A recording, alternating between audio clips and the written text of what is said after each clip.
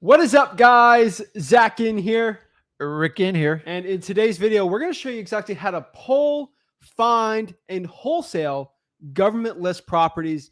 This is the ultimate free list you got to be going after. One of the most motivated lists for finding real estate wholesaling deals. And honestly, if you're ready to find real estate wholesaling deals at deeply discounted properties that cost no money, the ones the gurus are too scared to sell you or show you because they can't sell you on it, right? And it's absolutely one of the best lists to be going after. I'm going to show you, we're going to hold your hand today and show you exactly how to pull these lists for massive profits so you can have the most success possible in wholesaling real estate.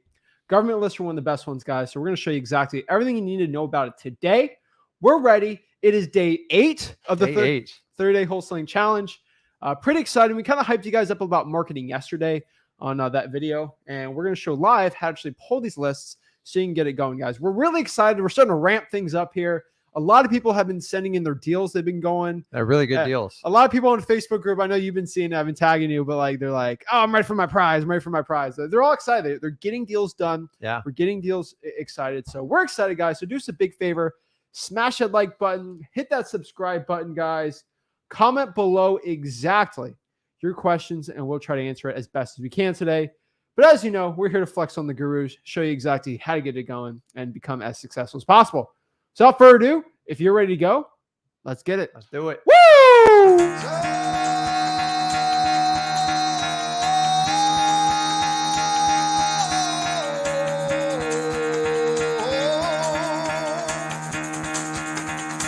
Get the fuck out of bed, bitch. Go.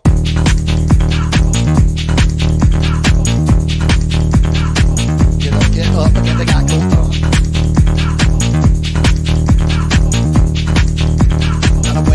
Time to wake up, bitch, get up. Get up, bitch, get up.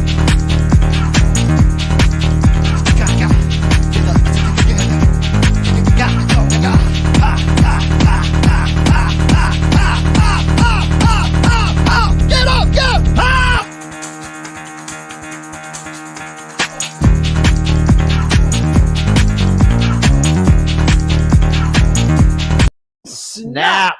We're ready to go, guys. I love it. We're excited. Guys, if you're ready right now to learn exactly how to pull the best wholesaling real estate list and exactly everything you got to get going, we're excited, guys. We got everyone from around the entire country. Heck, we got the whole world, right? We got people from Africa, Asia, Europe, basically every continent except for Antarctica, which will be coming soon, hopefully. But everywhere is here to learn real estate wholesaling. We're excited, guys. So the 30-day challenge, I want to make one thing clear. Some people have been DMing me. We're not giving away one $10,000 prize of cash. We are giving $10,000 worth of prizes out to everyone. Cumulative. Yeah, I feel like I'd want to bless more than one person. I feel like. But guys, remember, the end prize is your success in wholesaling, getting that check, validating what you believe in, and then doing it over and over again. Because remember, we're here to teach you how to fish. I'm not catching the fish for you. And once you do it, you can repeat the cycle over and over. I've been doing it for 20 years. And yeah, I said, we're removing the barriers, the secrets, getting into your pocketbook to teach you wholesaling, and just showing you the fastest method to get deals done. So here it is, guys. Without further ado, let's break down exactly how to pull government lists for the best profit and success in wholesaling real estate. So these are the top free lists you got to be pulling now. So let's break it down. So let's just kind of break this down from a macro perspective and kind of get the nitty gritty with it. So we're teaching you guys exactly today how to pull and wholesale government lists for massive assignment fees. Tell me there's a lot of deals to be done with these type of lists that your competition is not doing because they listen to dirty, stinking gurus all day. So we're going to break down exactly how to pull these free lists so you can make massive profits. So by the way, I think you coin phrased the word government lists. Yeah, well, no one's ever talked about it. So whatever we coined it as, we're going to do. Yeah. Generally, we've just been doing it forever. You call it the code violation list, but here's the problem. No one ever done government lists because they're like, how can we sell this and make money off of everyone, right? And no one's creative enough that they don't want to give everything out for free. So we had to go coin the phrase. It's crazy that a 22-year-old kid had to do it. Yeah. And we were just crazy wholesalers out of Port St. Lucie had to coin this because no one else wanted to talk about it. So everyone hears the word government list thrown out. Like, what is a government list? A government list. You know what? You can sell a course called the government list. I don't care. Gurus, go ahead with it. I just want people to know it. I don't take responsibility for it. Just don't copyright it. But a government list, because you know how my crazy brain works. I'm like, well, I feel like Gover list. It's literally a list you get from the government. I don't know what else to It's say. derived from the government. If it's from the county or the city level or even federally, I assume that would define what a government list is, correct? Yeah, the reason why we call it government list is because I want it to be separate than like a list polling, like a listrei.com list, a batch lead list, zachdata.com list. It's a government, like you don't have to use a software, you don't use anything. It's just, you just go grab it, right? So a government list technically is a free lead list, a potential collection of sellers and homeowners who just have a motivating factor that might lead to them wanting to sell the property for a deep discount. It's not a list of magical motivated sellers. It's not a list of everyone that wants to sell for like a crazy thing. It is literally a list of people who potentially could sell their house for a deep discount that's higher than average. So for example, if I cold call like the tax roll list of every single homeowner in, let's say, the county, right? Mm-hmm. What's the percentage that those people want to sell for a deep discount? Like probably less than 1%, way like probably a quarter of a percent, right? Correct. And that's great because when I call like a motivated seller, like a code violation list, it's still less than 10%. So if I cold call every homeowner in a county, it's going to be less than 1%. So when I cold call, I'm not cold calling that. That's a terrible. I'm going to waste money, time, skip tracing everything. A lot of time. So I want to go kind of niche it down a little where when I cold call a list, when I spend $2,000 on this list, I want to have like a 5% success rate versus a quarter of a percent. And that's the point of government lists. We're finding leads that maybe 5-10% accurate of where we can get a deal. Just on average, like if I pull 400 drawing for dollars leads, which isn't a government list, FYI, drawing for dollars is not a government list. We can use code violation, but we'll talk about it a little later. We usually have to call 400 of those leads to get a deal. That's less than 1%. That's a quarter of 1%. So just imagine, because most people got to cold call 3,000 leads to get a deal. That's 1 out of 3,000. So just understand, guys, not everyone is perfect on this, but it gives us the best chance of getting the deal. So these are code violations, probates. We're going to break down what they all are. Most wholesalers, I'm just going to be completely honest with you. Be mad at me all you want. Most wholesalers are too lazy to go after these leads. I'm telling you right now, most wholesalers, they refuse to go get these leads. It's too much work. They don't want to deal with it, right? They just refuse to go after these leads. So let me break down really quick, the types of government lists and how to actually pull them, because there's many types of government lists out here. There's amazing ones out here, but I'm telling you right now, the types of government lists, there's a lot of them. There's a million ways to make $1 million in real estate wholesaling, right? But we're going to break down basically all of them. I'm not here to tell you which ones to pull, which I'll show you which ones to pull, but you shouldn't be pulling every single one willy-nilly. You should understand them. So let's kind of break it down. So number one, code violation. What is a code violation, right? OG, it's probably one of my favorite ones. What is a code violation? A code violation is basically when code enforcement puts a violation or a fine on a property for being against civil code with properties. There's civil codes in everyone's city, county of maintaining your grass, right? Having structural safety, making sure there's no mold or mildew on the outside of the property. The windows aren't open, right? There's just standard civil code. It's all boring stuff. But when you're against that, you're going to have problems. So for example here, code enforcement, which you can call your neighborhood services, whatever, they can levy a $10 to $50 a day fine until that issue is resolved. So for example here, like it's insane, but these can rack up tens of thousands of dollars of fines. Now you can negotiate them down, but just understand that if you have tall grass and you just don't decide to mow it, it's like $20 a day. And for a year, that's a lot of money, right? Let me expand on this. So another technique they use is, say you get the grass mowed. So say it's a little old lady and it's in a property, maybe where her husband died and she moved out and she's still deciding what to do with the property. She got a notice and she mowed the lawn. Okay. It's her job, not the city's, her job to contact the city code violation department to come out and reinspect it. Do you know if they don't contact them, they just impose the fine, they put a lien on the property and it racks up. Now, luckily, a lot of them max out at 10 to 20 or even 30K. Some don't. But a lot of these there's a lot of, they put everything back on the homeowner to resolve it. So it's not automatic.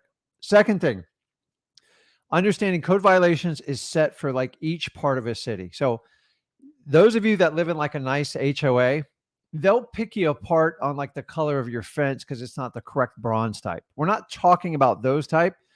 When we get into lower, like below the median price average homes, is most of the code's written that to keep the property safe.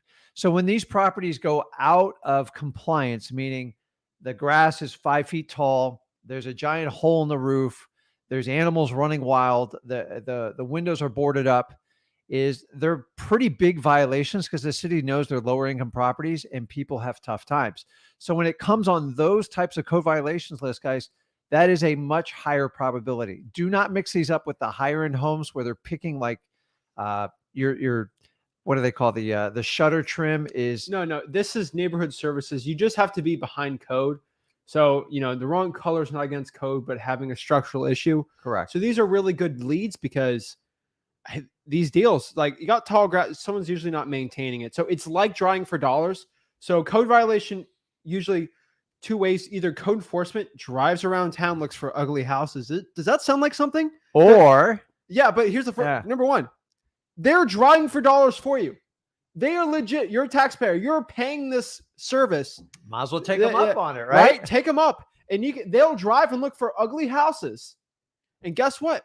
You can go up to here you go. Like, it's mind blowing. Nobody in wholesaling talks about this because I can't sell you a course on this. And this is why we like giving it out, because so many people get their first deals from this, guys. I've done huge deals from this. What's number two? This is actually the most common way because cities are huge. Like, let's do Houston, for example. Houston's massive, right? Mm-hmm. You're not going to have, there's only 5, 7, 8 employees that deal, like, they're not going to get all of Houston in a year. The number one way code violations are done is through self-reporting. Now, there's another name for it. We're not going to use that name here, but like, you mean the neighbors? It's the neighbors, and they're just tattletale. Nosy neighbors. You know that person in elementary school, a tattletale. Oh my gosh, we hate it. The worst is like, you're getting ready to leave school, and the one guy or gal's like, you forgot to assign us homework, and you like, oh my gosh. But that's who these people are. So for example, I'm living in my house. I'm 84 years old and I do nothing all day. I watch my political commentary news show, and that's all I do all day, right? Guess what? I have a next door neighbor who doesn't take care of their grass, and it's a eyesore to the community. Yeah. And you're annoying. I'm going to call code enforcement and say, this person hasn't cut their grass and I don't like it. Guess what? Code enforcement like, okay, cool. They go by, give a fine because they want their money, right? Yep. Guess what? Hey, can I get that list? Here you like, guys, these are amazing. So they're called neighborhood services. They're called code violations. They're never usually talked about. Sometimes it's hard to pull the list, but usually it's easy. So let's break down how to pull this list, right? How do you pull the code violation list? Go to your local code enforcement office, or they're called neighborhood services. There's 2 of them. There's one for the county and one for if you have like a bigger metro incorporated city. Mm-hmm. So just see if your city has one too. Usually they all want money. The best thing is, the best way to know if you have a city or a county one, you usually have 2. The best way to know if your city has one is if you have a police department. Usually they sort of work hand in hand with law. Technically, code enforcement is a law enforcement agency. They can't arrest you or anything like that, but they enforce the law, which is the civil code. So if you have for example, let's talk about Gainesville, right? Mm-hmm. They have Alachua County code enforcement, and then they have the city of Gainesville. How do I know this? Because there's a Gainesville Police Department and then Alachua County Sheriff's Department. And then there's also I'm not going to break it down, but and then they also have like a university one there. But that's how I know, because there's a city of and then a county of. So that's how you figure out. So if I know that, I'm just going to go up to the county code enforcement and then the city code enforcement. That's how you usually know, but always check and call. So go to your local county or city's code enforcement office. They're called neighborhood services, whatever you want. Request a copy of all active code violations for the past month, preferably tall grass, mold, and unsafe or structural issues.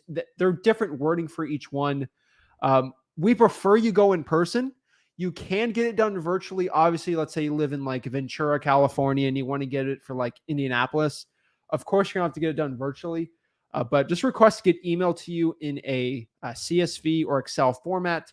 So use the Google Sheets and do it pretty well. But that's pretty much it. We're going to break down like the wording to say on it. And guys, going in person gives you that connection, and it's hard to turn you down. I think I contributed to like more diabetes by delivering donuts. Oh. I would deliver a dozen, you know the name, I'm not gonna use the brand.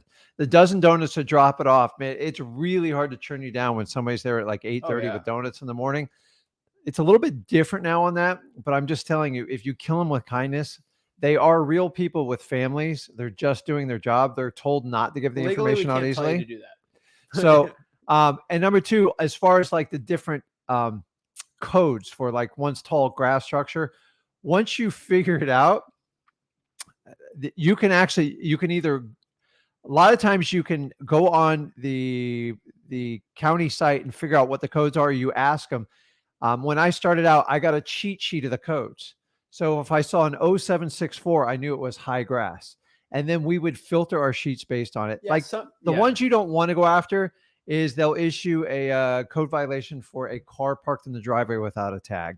That's not going to really tell you any signs of motivation. So no, there's other like bad ones too. Like there's ones when you get the list, you got to do some due diligence on it, research it.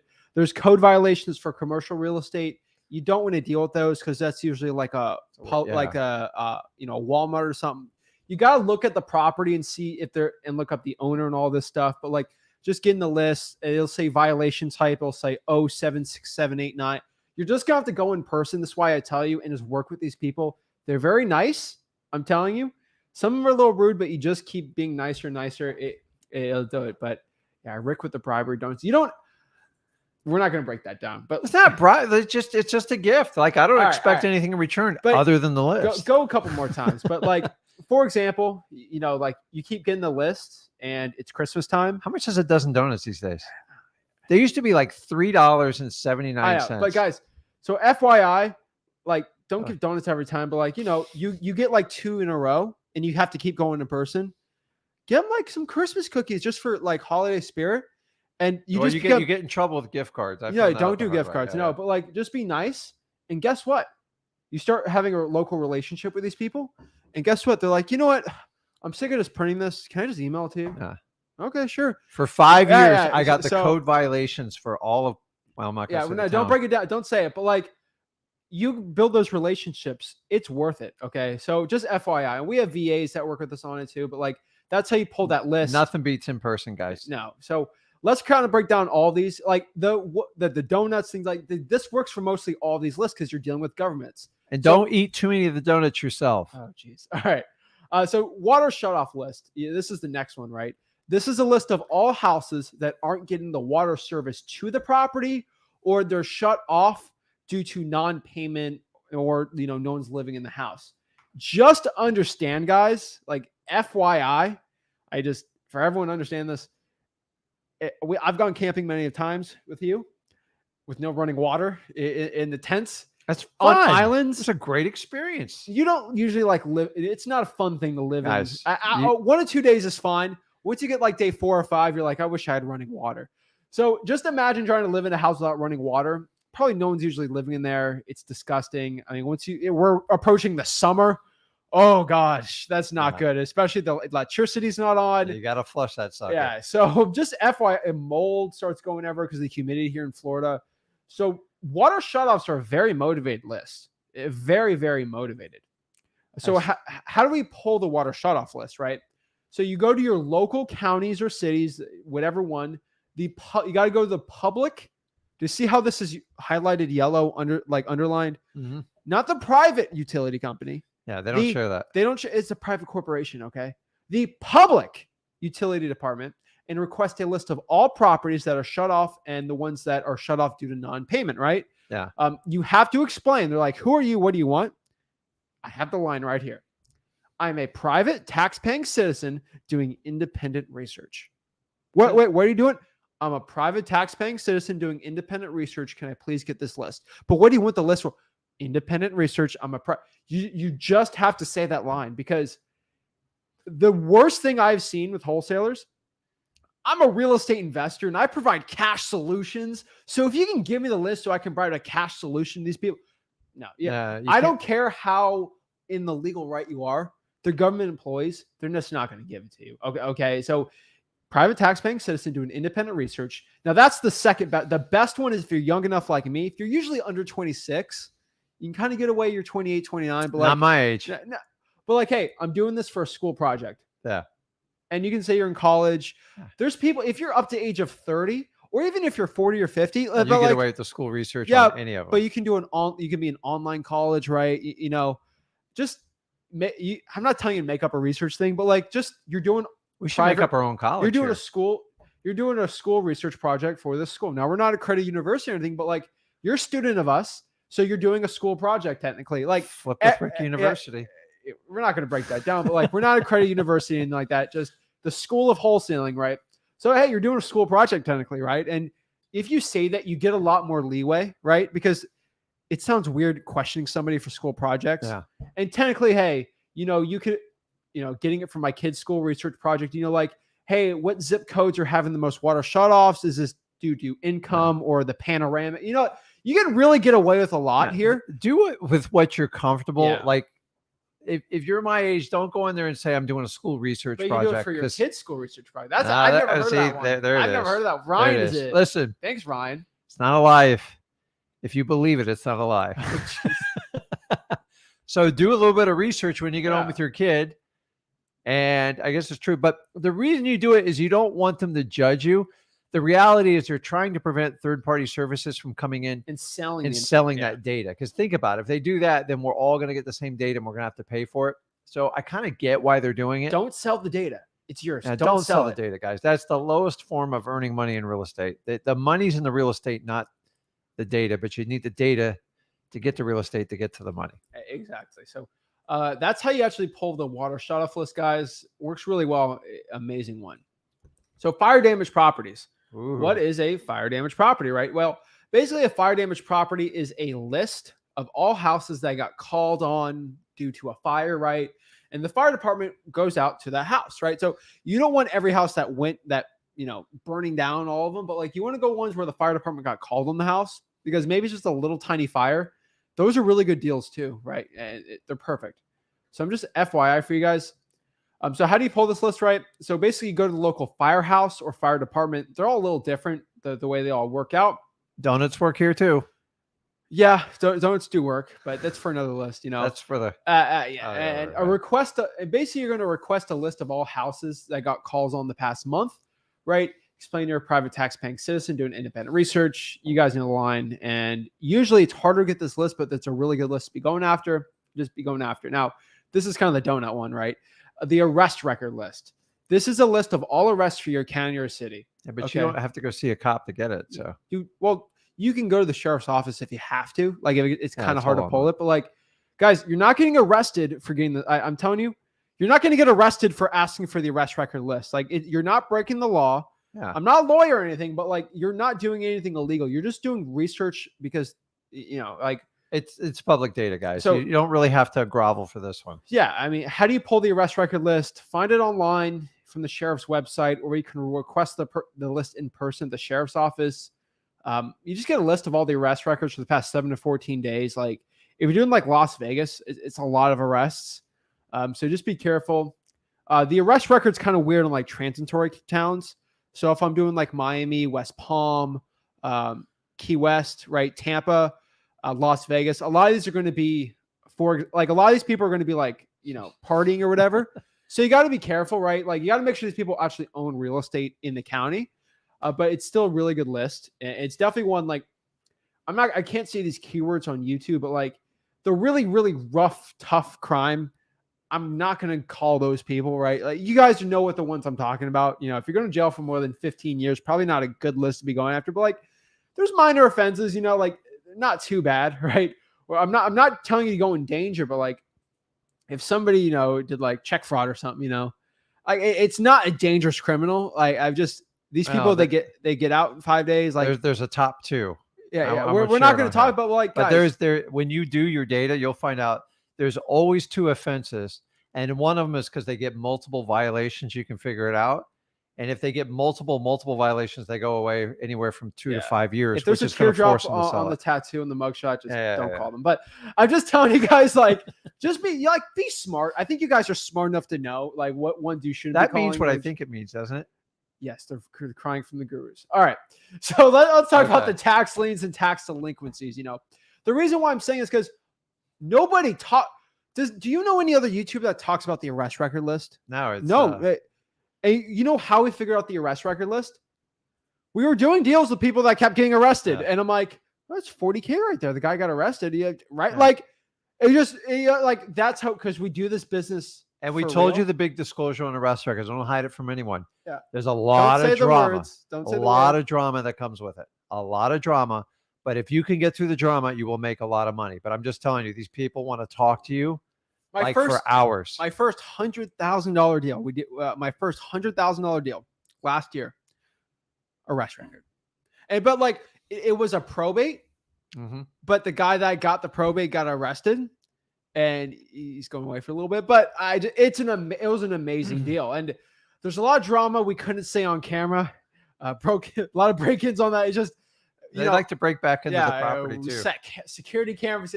That was a messy deal, but we actually bought it ourselves because we wanted to do a 6-figure deal. Now we get paid in a proportion of the problems we solved, and it was fine. But just FYI, guys, like the arrest record list is great. It's an amazing one. Just be smart. I think you guys are smart enough to understand.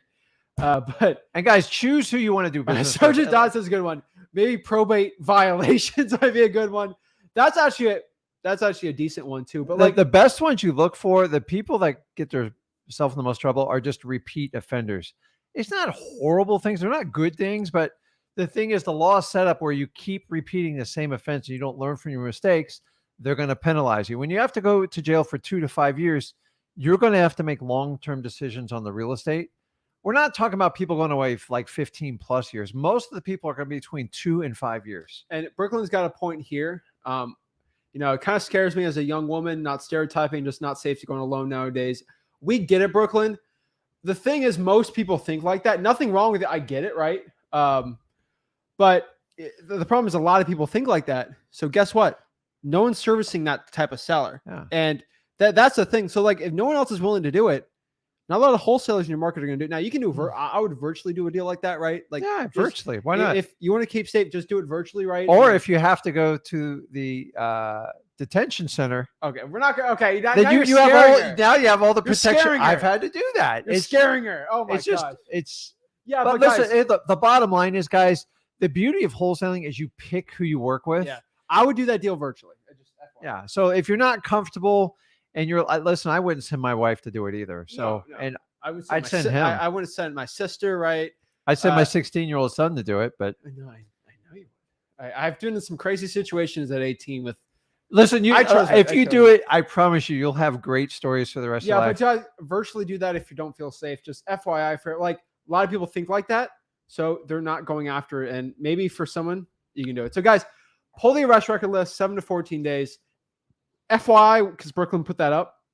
If you're going to abandoned house, don't go alone either. We've both been we've seen surprises many of times on abandoned houses. I think I did a vlog once on Watch Me Wholesale a Crack House. That was a fun deal. But just don't go alone on those either. But guys, how to pull the arrest record list, right? So just go online, 7 to 14 days, and you got it. So let's talk about the tax liens and tax delinquencies. This is a list of all homeowners that are behind on their property tax payments for basically the past 12 months, right? Usually get a lien after 12 months, but be on a tax delinquent. They're basically the same thing. You're behind on your taxes. Mm-hmm. So you don't pay your property tax, you're going to be on this list. Actually, can you give the definition of it's basically a lien is a judgment on a property, right? Correct. So a tax delinquency is a list. This is a government list.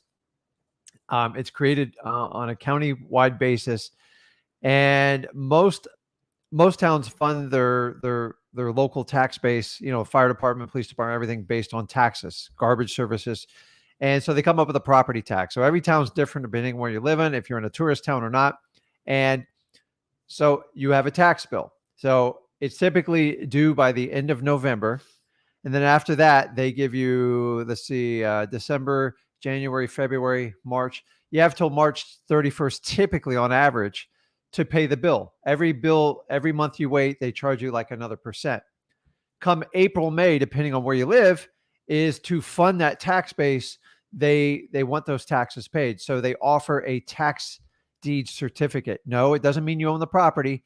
It just basically means you put a lien on the house for the taxes, and they bid it down. So they started at 18%, and people go down and pay 1 or 2%. A lot of people have this misconception: if you buy the tax certificate, you actually buy, you have the right to buy the property. It's not. Honestly, if you're trying to do that, most people just do it for a return. There are some strategies you can do it, but it's much more advanced. So what happened is that tax certificate is held. So it's usually for, if it's not paid back within 2 years, it gives that individual that owns a certificate the right to foreclose. Once again, they are not buying the house, they're foreclosing on their lien. The house goes to auction, say it's a $2,000 lien. They bid up to $2,000. That lien is covered and paid for, and then it goes to our open market to the bidders. That tax certificate holder does not have an advantage over the other people. Maybe they know a little bit more about the property, but this is how taxes go. The reason why this lead is so imperative to you is it shows motivation. Now, you have to sort this list. I'm here to tell you, there's a lot of wealthy people that finance their taxes and wait literally to the last day to pay it for cash flow. You're not looking for those, and they're easy to spot. You're looking for the houses with the below average median price, and usually they'll have multiple arrearages in their taxes. That tells you there's a financial problem, and hopefully you can help them out with a wholesaler. Guys, if they don't pay that tax bill, they will lose the house. It's just a question of when. So this is a great list to be going after. It's a really good list. And guys, in the current market environment we have going forward, this list is going to be invaluable. Do you think it's funny that we made a market crash video and then every guru decided to do one a week later? Do you think it's funny that we made a business structure video and then a week later everyone did it? Do you think it's funny? Let me know if you think this is funny. I'll just say this real quick. That Rick did a Sunday live on contracts and then everyone decides to do a contract video the next week. Do you guys, as FYI, this is why I don't announce our lives like a lot. Like FYI, I didn't announce this live until the day of, because guess what happens? We do a live, I announce a topic. We do a challenge. Yeah. A guru takes it a week later because they're not creative. The ultimate form of flattery. I'm giving you guys an FYI. Watch our lives. A guru's going to stop for a month. They'll copy us. Watch our lives for the past month. Watch the date we do a video. Then watch what happens the week after. Every guru will do a video about us. We do a contract video Sunday. Yeah. Guess what happens? You know, we do this contract video. We did a business structure video. Video. Guys, just understand these gurus, they love copying me. But honestly, if they keep this pace, then maybe they'll copy us and give their content away for free. Okay. Huh? If we keep this pace, I told you guys, change is coming to wholesaler. FYI, I mean, everyone's kind of catching on to this. You know, we announced it, but like everyone is. I think it's hilarious. I just hope everyone notices that. Like we do a video, we all get stolen. So FYI, like I get asked, like, why don't you announce what topics you're doing? I'm like, there's a reason. I can't announce my topics because these gurus are going to steal it. Okay? Actually, we should do a month. But here's the best part: these gurus, see how they copy it. These gurus can't steal my brain. They can't steal our brain. So you can steal our topics. You're not going to steal what we come up with because y'all annoy me. But let's break down tax liens and tax lien. I just hope everyone does their research and gets back to me. But how do you pull these tax lien lists and tax delinquency lists? This is why we go hard in the paint. This is why we make PowerPoint presentations. This is why we go hard on the information, because nobody else in wholesaling actually is willing to do this. So let's break it down. So we go to public records online, clerk of the court. Technically, they call it public, like they're different words everywhere, but I'm just letting you know. But public records, you search them in the lien section. Last week, I had a lot of questions how to pull a certain list. I had just pulled them to you guys live. That's why you guys got to follow us on Wholesaling Houses for real, because we'll literally post some of our best coaching calls, some of me pulling live and stuff. That's why you guys follow that. Subscribe to Rick Ginn, Zach Ginn, all the channels. But guys, just go to public records, go to the liens, and it'll go on tax liens. Sometimes the property appraiser for your county can actually show you. A lot of websites actually will show you if the taxes to a property has been paid or not. So technically the property appraiser can actually show you. It's actually just kind of fun, right? So I know our county actually does it really well. So let's talk about pre-foreclosures. Pre-foreclosures, this is a list of all homeowners who are behind roughly 2+ mortgage payments and are potentially facing a foreclosure unless they actually pay the mortgage. Just FYI, guys, I went an hour and a half on pre-foreclosures, like how to talk to sellers, how to actually deal with the process. This is the only list. Gee, there's 2 of these lists. I have to give you guys a warning before I break it down.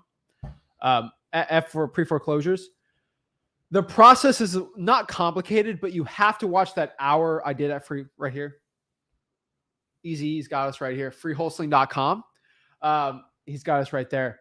But freewholesaling.com, I went an hour and a half on pre-foreclosures. Just watch that process so you can understand it, because when you deal with a pre-foreclosure seller, they're going to ask you questions about the pre-foreclosure process, and you have to understand how that works, because if you don't, it's going to be hard to get the deal. But they're really good deals. Massive motivation, but they're facing foreclosures. How do you pull this list? Public records, search it, go to either list pendants section or the notice of default section, or go in person and find your local county clerk of the court and ask how to find it. Can you break down what a list pendants or a notice of default is for the people? Well, a notice of default just basically is announcing that the borrower is not following the original terms agreed upon, which is the structured monthly payments. So banks are a business. Shocking. They want to get paid. So you can't really blame them on that. A list pendants is just a fancy legal word. I never understood. Like, honestly, I couldn't spell it for probably the first 5 years I did wholesaling.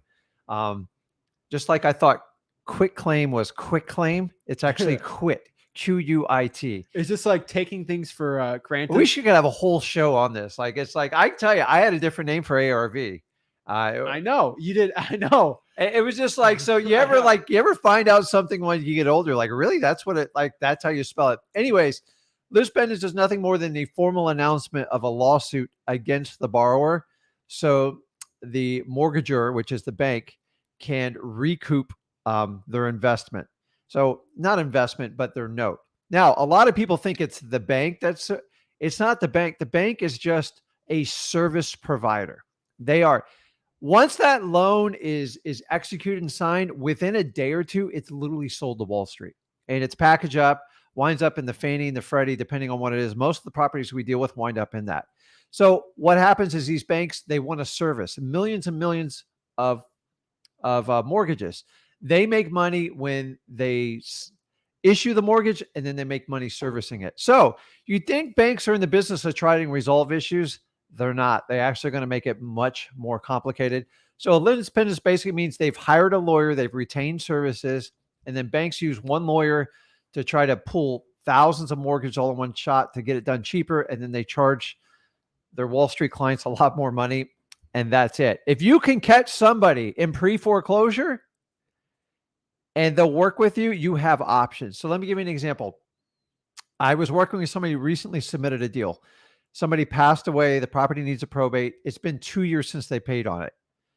If we just got this property 6 months or even a year ago, it would have been a phenomenal deal. Not their fault. They just started wholesaling. But the sooner you can catch them in any stage of foreclosure, the better off. Why? 24 payments. If it's $1,000 a month, that's $24,000. Guys, I don't want you to make up $24,000 payments. Also, if you catch it early, you have the ability to do a creative financing deal. Maybe you catch up 2 or 3 payments, and that winds up being your hard money, which converts to soft money, and you'll make more money in your pocket. How do I learn creative financing? How much do I have to pay you? I just teach it for free. So I learned it through wholesaling. It's straightforward. Freewholesaling.com. Learn creative financing. I ain't gonna charge creative you financing is just anything you don't do like traditionally, but the opportunity has to be there. You can't create. So guys, just think about this. The earlier you catch something in pre-foreclosures, the more options you have to make money. When it gets way in arrears, the attorney's fees rack up, the bank fees rack up, and then it gets close to auction. It becomes very difficult, and it's a huge financial risk to do it because they owe so much against the property. Yeah, so in freewholesaling.com, we have the bonus section. We're doing more and more content on creative financing in the future. Recorded some really good video. You recorded, which we're recently editing, working on. You're basically going over the entire scripts for subject to, like, you went really hard in the paint on it. Yeah. So you just have to have we're really working good on some conversations. big creative finance stuff in the future. We're working on it all summer. Q3, Q4, big creative financing stuff's going to be on. Like I said, we're trying to help. We're trying to put all the gurus on wholesaling out of business, but because guys, now the yeah. opportunity for creative financing is really coming up. Very low interest rates. It's amazing. People can't sell properties. I'm going to teach you how to do creative financing with pulling little to no money out of your pocket. Our issue, it's taking us a while on the creative finance side because we got to do a lot of lawyer schmiegel, rigmarole. Legal schmiegel on there's an obligation when you take over someone's mortgage. So yeah, and I'm going to be honest with you, the legal schmiegel of the creative finance, just starting out, crazy. That's not the way to learn real estate, because there's a lot of documents. You're talking about liens, power of attorneys. You have to have lawyers review your stuff, and you got to make sure you're completely compliant. And I'm here to tell you, the banks are going to change the rules as you go along. Yeah. And taking over someone's mortgage is a responsibility. There are consequences if you do not fulfill your side of it. And you have to understand, if you sell that deal, if that person doesn't pay, you're going to be named in that lawsuit. So we like to be responsible about it, but I like to do creative financing when you make cash flow from day one.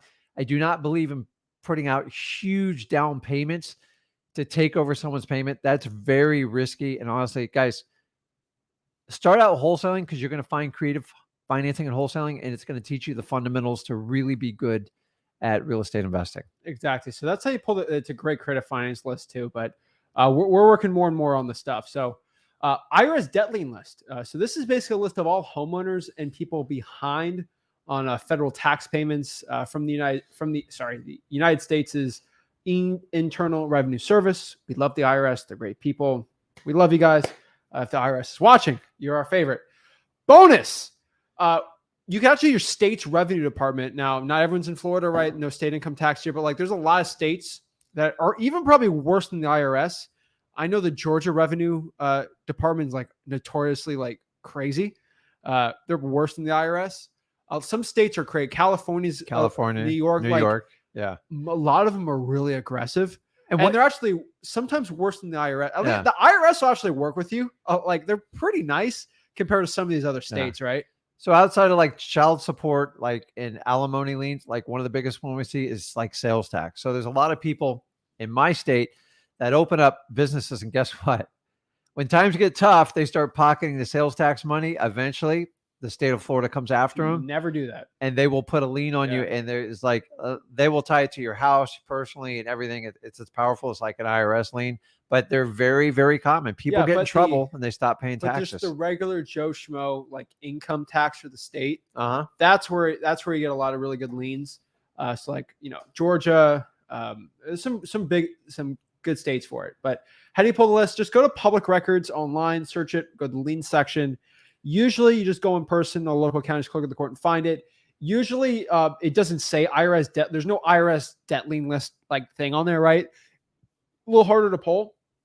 All you really got to do is just make sure that one of the parties in the lien is the Internal Revenue Service, or like the state revenue, the Alabama Revenue Department or whatever. Just have them as one of the parties, and then you can find it. Very similar to the credit card debt lien list, which I want to pop this up for you guys. Did you show me this today? I saw something today. It kind of blew my mind when I was actually doing some research on exactly how to do this. Let me pop this up. Credit card debts. I'm trying to find. It's big. Here it is. I don't want to get anything, but so May 10th. But credit card debt lien list is basically a list of people behind on their credit card debt. We're going to make sure that person who is in debt on the credit cards actually owns a house. There's another article from Yahoo, but this is from CNBC. I feel like meet Kevin over here, but like consumer credit card debt is basically, and the percentage rates, and the interest rates are rising. So the credit card rates are rising. this isn't the article per se, but I know you been talking about, a lot of people have been talking about it. Yeah. The amount of credit card debt is just growing like crazy. The federal funds rate is rising. There's going to be more and more credit card debt in the future, and that's just going to straddle a lot more people. Interest rates are going up. More people are taking out more loans, and rates are going out. Not mortgage, because mortgages are actually down, 22 years? The lowest it's ever been. 22-year low for mortgage application. So guys, I mean, the handwriting is on the wall. I know everyone goes, oh, it's never going to go down in the market. Dude, I tell you, I've been doing this a long time. There's going to be a shift in your market. How much of a shift? I don't know. Like there's only one man upstairs that knows, but the shift is happening. Are you talking about Jerome Powell?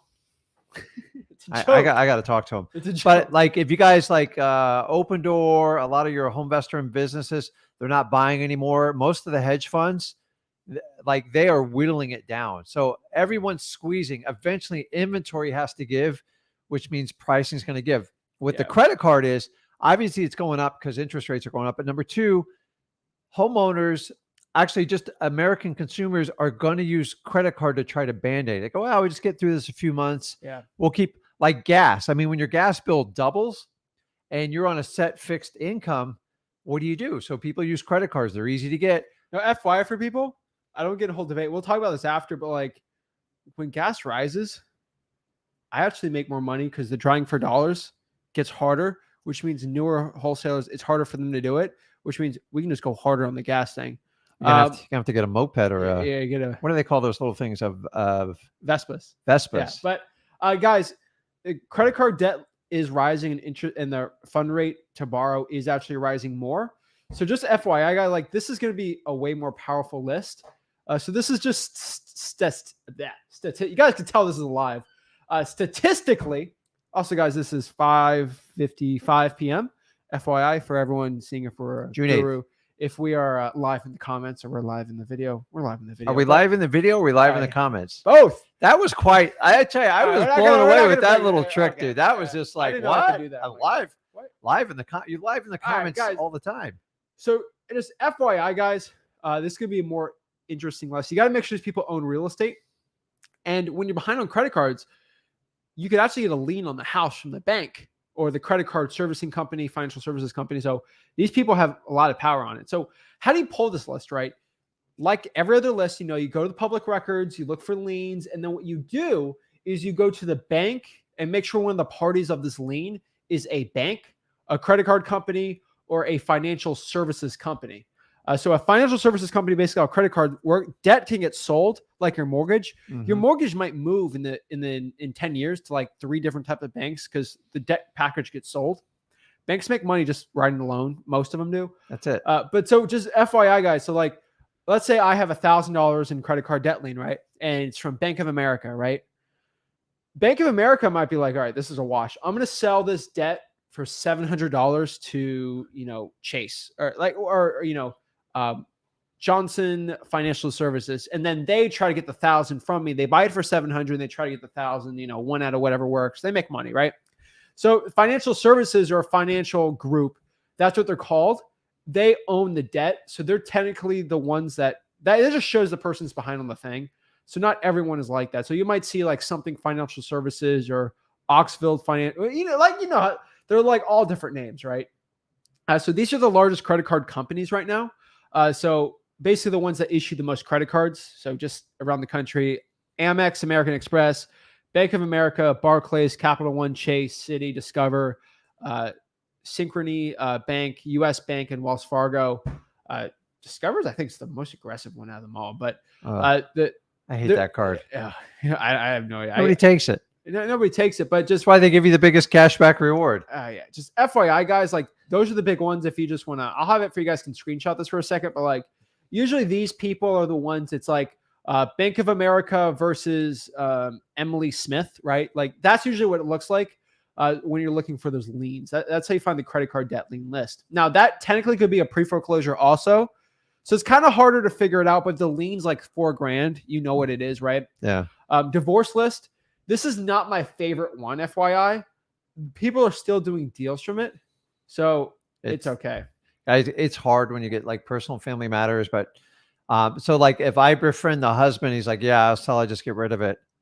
You're not even a quarter of the way through the battle, because when you deal with the soon to be ex, she doesn't want to sell it just out of spite because he contacted Yeah, you. so And I get that all the time. So I'm just telling you, there's a lot of drama in it. And like and if you got kids involved, it's even worse. yeah, Go. so it's not my favorite one, but you still do deals from it. So You it is do, one. but you need 2 compliant parties, and just be It's careful which harder. side you befriend. Yeah, try to get both of them right. So go to public records online, search and find it in the divorce section. Usually it's on there. Go in person to your local county if you need help finding it. Confirm that the parties getting the divorce own real estate. Statistically, I did the math when making this out today. 36% of Americans rent property. So most of these people do own real estate, but there's still a big portion that you just got to do it. Yeah, it's all dramatic, but a ton of deals to be made there. So FYI, your favorite probates, right? Yeah. A probate is basically a list of court records of the process that deals with a deceased person's will, estate, property, private property, how the will and testament goes. Basically, what you got to understand with probates is somebody passes away. There's a court process to see who gets the house and stuff. You just want to contact the heirs because a lot of them don't want to deal with the house. A lot of them just been sitting there and they're great wholesaling deals. Yeah. And so the purpose of the court is so they can transact and transfer the deed, because someone who's passed away obviously can't sign, at least legally. Yeah. Okay. And so how do you pull this? Go to public records online, search it, and find it in the probate section. And go in person, go to your local county, just go to the court if you need help finding this. It's pretty simple to do. The more and more I do it, the easier it is online for like everyone around the country. Confirm that the deceased person owned real estate, and then go to the property appraiser's website to make sure. And it's an amazing list. FYI, you got to understand the probate process. Freewholesaling.com, bottom right hand. Obviously, we got you there. Yeah. Now, this comes back to the biggest question. Now, I left out a couple government lists, FYI. We're not biggest fans of alimony payments or child support. Those are really, like, child support ones are just tough, like very, very tough, because they get paid first, and usually the child support is bigger than the value of the house. Yeah, They're we've just, seen those. yeah, we're not, I'm not telling people to go after that one. Alimony is another weird one, right? Because it's technically not like a debt type thing. Like, it's every month. So like those are other government lists, but like we don't prefer them. Just FYI for everyone. So here's the biggest question, what if the person, the government official that I'm trying to get the list at, what if they don't want to give you the list, right? That's a big concern. And I get it, right? Good. Like FYI, like that's great. If they say no, that's good. That means it's harder to obtain this list and less wholesalers can actually go after it, just FYI for it. So guys, if you're complaining how difficult it is to get a list, you kind of want to celebrate it, because that's going to prevent anyone else trying to go through the effort. So that's why we teach you how to be persistent. So the easiest way to beat resistance is just be persistent. And it's not like being negative about it. It's just like just being nice and say, listen, I'm not going anywhere. I'll do whatever you want me to do to get the list, and you just keep going at it. Remember, if you can overcome people's objections at least 2 times in a row, most people will cave. It's statistically proven.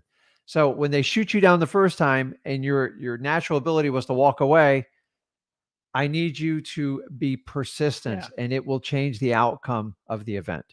Hands down, guys. Just FYI for that one. Explain again, you're a private tax-paying citizen doing independent research.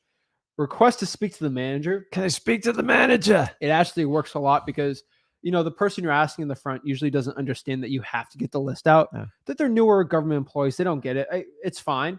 Speak to the higher ups, even the city attorney if you have to. You won't get in trouble. It's free. Don't worry. They do it just to scare you. And worst case scenario, you just file a FOIA request. It's all on freewholesaling.com. But don't do that until you've exhausted every other option. That's the last option on here. That's FYI. your whip. That's your whipping stick. Yeah. So the question is, how do you market to these type of lists, right? Remember, guys, there's free and paid marketing channels to these types of lists. So what are the free channels for government lists, right? There's cold calling. There is Facebook messaging. So you just Facebook message the owner. It actually works really well. It's free. Text messaging, if you want to use Google Voice, if it's less, not the craziest one in the world, but does work. Door knocking, not my favorite, but cold email blasting on Gmail if you don't have a lot of like emails to send out. You can get them truepeoplesearch.com. Actually get their emails pretty well in there. Pretty good. So what are the paid marketing channels? These are like listrei.com, zachdata.com. You kind of have to use some paid services. I mean, you don't have to, but like reverse drawing for dollars, technically it's gas money, sticky notes, whatever. I'm not saying using direct mail too much, but you can use it if you want. But paid marketing channels, reverse drawing for dollars, probably gonna be my favorite one if you have to pay for it. Direct mail obviously is one. Letters with probates. Rick's free probate letter guide is in freewholesaling.com. SMS text blasting, that worked pretty well too. But those are really the paid marketing channels or lists per se. But overall, guys, that is how you do government lists. It took about an hour to break that down, but I feel like we really went into it in detail. Go to Wholesaling House for the Facebook group, and then we have a YouTube channel on it. I have some videos on there from there. Rick Ginn does a lot of probates on his channel. And guys, we sent an email out today just showing everyone, like, we have 4 channels. Subscribe to all of them, FYI, because they're exclusive stuff on all of them. We're trying to kind of make a lot more stuff on there. So let me break down some questions really quick. One from Joe. Take a bodybuilder if you're scared to go to a thing. I'm telling you, a bodybuilder is not going to help you with a criminal, okay? I'm not going to say any words for the algorithm, but like, a bodybuilder ain't going to do much, okay? With just FYI, guys, like they've got bigger things to fight it off. There's worse, okay? I'm going to answer one last thing from Christopher Marina because he keeps posting this out here. So I want to talk to Christopher really quick.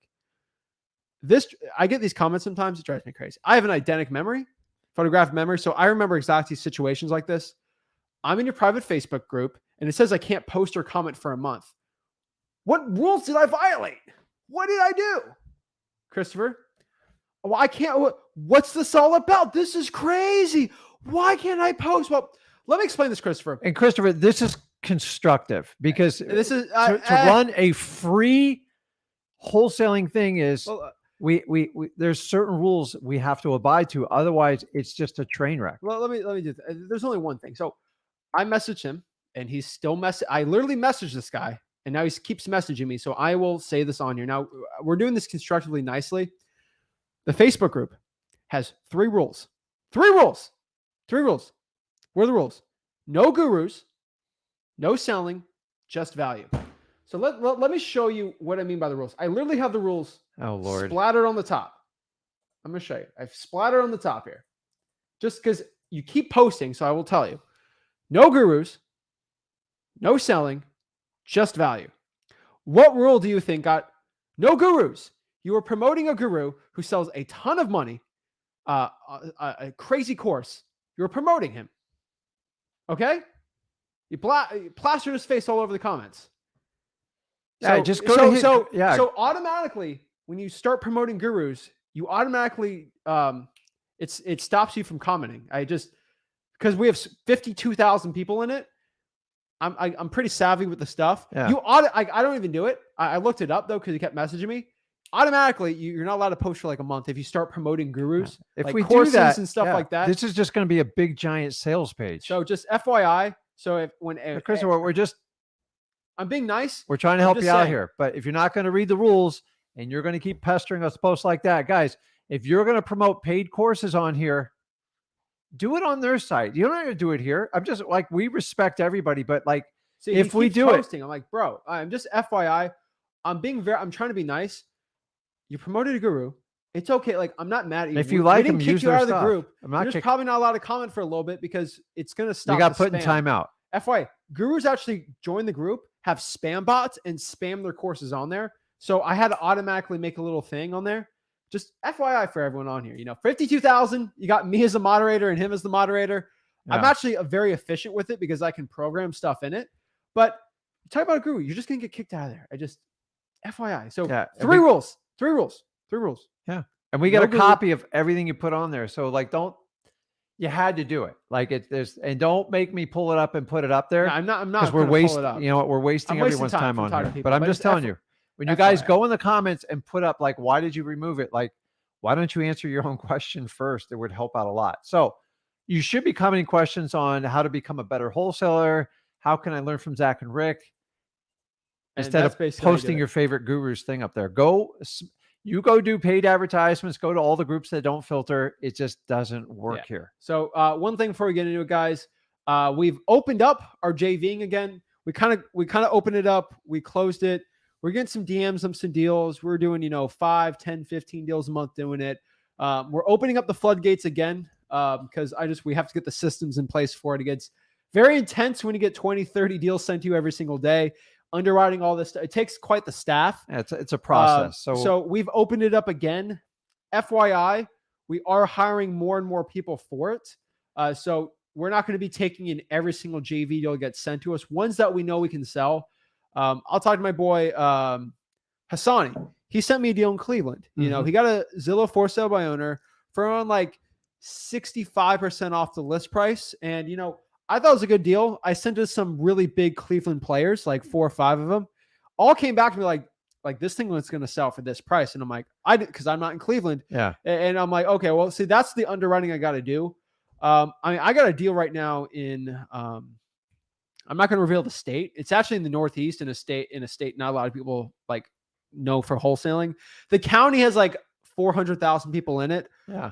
Pretty much set to go in an assignment of about 30 to 40,000 on it. And I underwrite. I'm like, this is a great deal. So I actually recorded the call with the guy, recorded this cat. I'm actually might post this because I was thinking about making a video on it. Since I'm training the staff, if you go to www right now, www.flipwithrick.com/JV.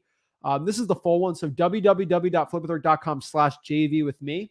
If you have a good deal, if it's an okay deal, I might send it to the VA, but if it's a decent deal, I'm training my VA. So you might personally get a call from me or Rick and we'll work with you. So that one is a good deal. So I'm actually working with the guy there. It's his first deal. Yeah. He's probably gonna make 30, 40K. And I'm actually walking through the whole process. He literally, I called him this morning and he's like, I don't have a title company. I found 6 flippers in that. I'm just FYI for I found 6 flippers that are flipping a ton of deals in that city. I literally looked up on the deeds. Hey, what title company they use? They all use this one title company called the title company. They're like, oh yeah. They sent me like the title company this morning. I had the whole recording. I might release it. Let me know if you guys want to read it. Title company gave me their biggest cash buyers because they want more deals. And I said, well, if you bring some cash buyers, you could get the deal when I assign it to you. And you get the deal when they sell that deal, right? On the market. And they're like, really? I'm like, yeah, of course we'll use it. Like, really? Yeah. So they sent me all these buyers. I'm actually getting calls off the hook from buyers right now because I use my personal cell. But like, FYI, guys, like we get stuff done. Yeah. Quick. So we're working on systems in place to make it more efficient. We're hoping to, our goal is just to be at 100 deals per month. FYI, everyone's like, why do you guys teach for free all this? Because I want to do 100 wholesaling deals a month. Now, why charge you guys to learn? We're not 100 deals a month now. We're getting the systems in place, but just FYI, like send us some decent, like not decent deal, but like if you think it's a deal that can move, we can help you out. We're not a dispositions company. Our goal on this, guys, FYI, we want you to JP with us 1 to 2 deals. That's it. Because I want you to actually have the relationships, everything set out where you can actually not use us anymore. That's my biggest problem I have with dispositions company. Because if you give us a deal, we give you a buyer and it's like you have to use this as a crutch.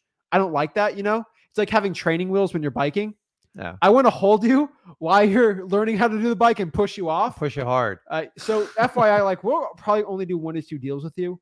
But it's their choice. So, and then you get the luxury of me and Zach, we don't have a baseball bat when the bike gets going. Yeah. And we don't hit you with a $10,000 fee. Like, oh, you got to do the coursework. No, you got to pay this fee. You got to pay that fee. The beauty of from start to finish, get my cell phone number. You got to call me. Like, we're going to teach you how to fish, which is wholesaling. And then you make money. We make money. You get access to us, which is really cool.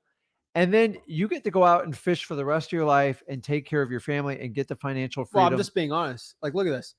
That deal we're probably going to sell for 30, 40K. Yeah. I'm literally going to get this deal sold within 2 days.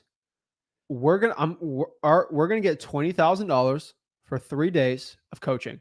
Like, that's pretty cool. Yeah. I didn't charge you anything. You didn't cost any money. You got your first deal, which you probably would have not gotten that extra 20K of assignment because of me. And guess what? I sent you a title company, you got relationships.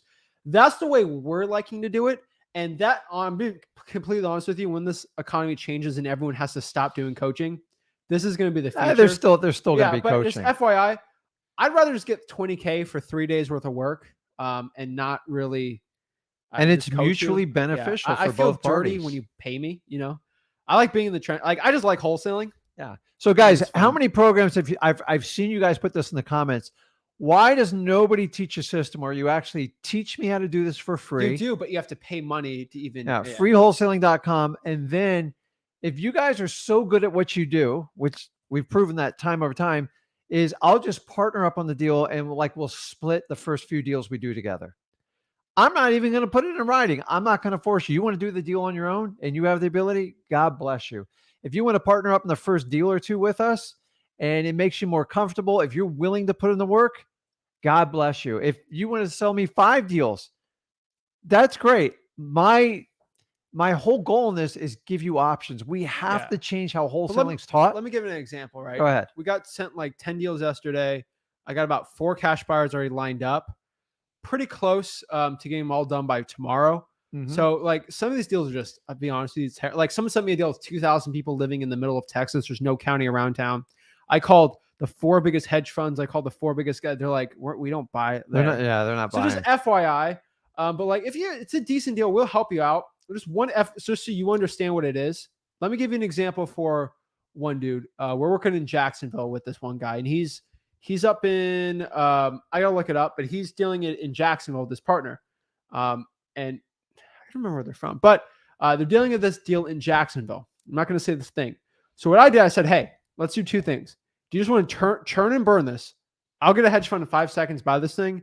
And not really a hedge fund per se, but like we get this done in 5 seconds. You don't really learn much, but we get the deal sold like a dispo. Or are you actively marketing in the city? He said, oh, I'm actively marketing here. I'm like, okay, well, this is different. So I sent him 10 of the most buyers, the top 10 buyers that are buying and selling that are making around 30, 40K in profit every single deal that know their jazz. I sent them the names, the phone numbers, all 10. I said, build a relationship with this. Because if I call them, a lot of these guys know who I am. And they're like, oh, it's a little smoother with me. Yeah. But I want you to build that relationship. One guy you actually know really well. But FYI, I'm just telling you right now, like we're trying to help you. So we're like, all right, here's the title company. Here's the top 10 buyers. You build relationships with them. And then we kind of help you on the process. But like, that's what we want to do for a lot of the local guys. We can churn and burn it all day. Just FYI on it. So yeah. So guys, there's 2 things when you submit a deal.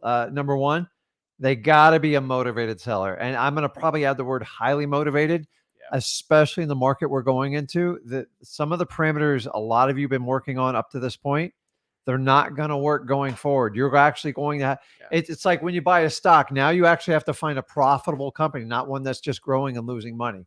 You got to find people that have a need. They need to sell the house, and like time is of the essence. Number 2, you guys, someone's got to go out and like touch this asset. Like, is it what they say it is? So if you're doing it virtual, you're going to have to get some sort of boots on the ground, a realtor or someone, and verify it. Because if we can get I'm dealing those with one right now. if our staff can get those 2 things, we can give you a quick answer if we can do a deal or not. Without that stuff, it's just hard to evaluate. Right now, like that one where we make 30, 40K. The wholesaler has never seen it. The guy lives in Arizona. He's never seen it. And no one's seen this house. I had a buyer like just drive by it. He's good to go on it. We have pictures from the seller. Like you can do it virtually. It's just a little more work, but FYI, like we're here to help. Just so you guys understand that. But so we can get involved with the seller, but like sometimes taking clues, like little thing with the seller. So I dealt with one. I'm not going to give a state. We found out no one's been to the property in like a year. And so like, you know what a house looks like after a year. You go out there, it's never going to meet the expectations. And so if you guys can help us out with any of that information, will help out. So as this process goes along, it'll get better. It'll get smoother. Guys, it is the perfect system. And think about it, a learn and earn, where actually you take our skills, you apply them, and you actually earn money. And the only risk up front is your time and your energy level in putting it. And guys, if you were going to create a perfect system, you know everybody would sign up for this process. But what's the difference? Pay me 10, pay me $5,000 up front. I'll show you how to do it. And then you can take action. Well, if they really believed in you, wouldn't they just partner with you up front? I'm giving FYI, like, I'll talk to Angela for a second here. I was in talks with Open Door before we opened up the JV again, because I was thinking if I can build a connection with them just to use them. They are cutting off buying from investors. Like we're not taking in any new investors. And I was like, really? I'm like, because they've sold a lot of deals with us and in North Carolina, like really well. They're like, no, like they're closing things off. And I saw wholesale, like they're technically I think they're stock or offer pad. One of them, they're on the market, on the stock exchange. But just FYI, guys, like some of these are like weirder. So, guys, FYI, like we built the systems in for the next probably roughly a month. You're going to personally deal with me on some of them, not all of them, but for like the goodish deals, you'll probably deal with me because I want to get some content out with it. So I might be recording myself by calling you, just FYI. So put it in sooner than later, and then you can work with one of us After like a month, one-on-one type of deal. But like, guys, we want a win-win situation where we take the people that have the people want to take the most action, and they're going to get rewarded. Yeah, but FYI, if after a month, it's going to be completely like staffed out. Just FYI for everyone. Small window, guys. Small window. I'm just trying to record it for the teams for the training because we're looking to become, I don't want to say the biggest wholesaler, because like I'm not trying to be the guy doing 1,000 deals a month. Like I don't want the whole office thing, but like I want to scale it out where get at least 100 deals a month. That's pretty cool, I think.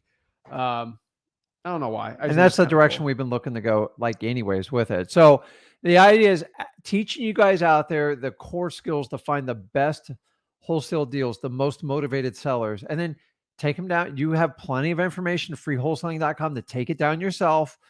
Or if you want some help with it and you have a really good deal, we would be happy to work with you. You kind of showed them how, right? Yeah. I mean, I know for at least 30 states, the top wholesaler in each one. I have them in my back pocket because they all want to get on the podcast. Some of them trying to sell courses. But like they'll all buy a lot of these deals, and I have that relationship with them, which you DM them. They're like, they got all these stupid followers, and they're like, oh yeah, I mean, I can't talk to you. I can talk, like, that's another, like, just with my network, like our network of people, like we can get it sold. Yeah. You have any deals in there, send it to us. If you have a deal in Port St. Lucie, the Treasure Coast, or even South Florida, that I get sold within 2 hours. Maybe an hour. Everything outside of that probably is going to take some time, but honestly, we're getting more cash buyers calling me.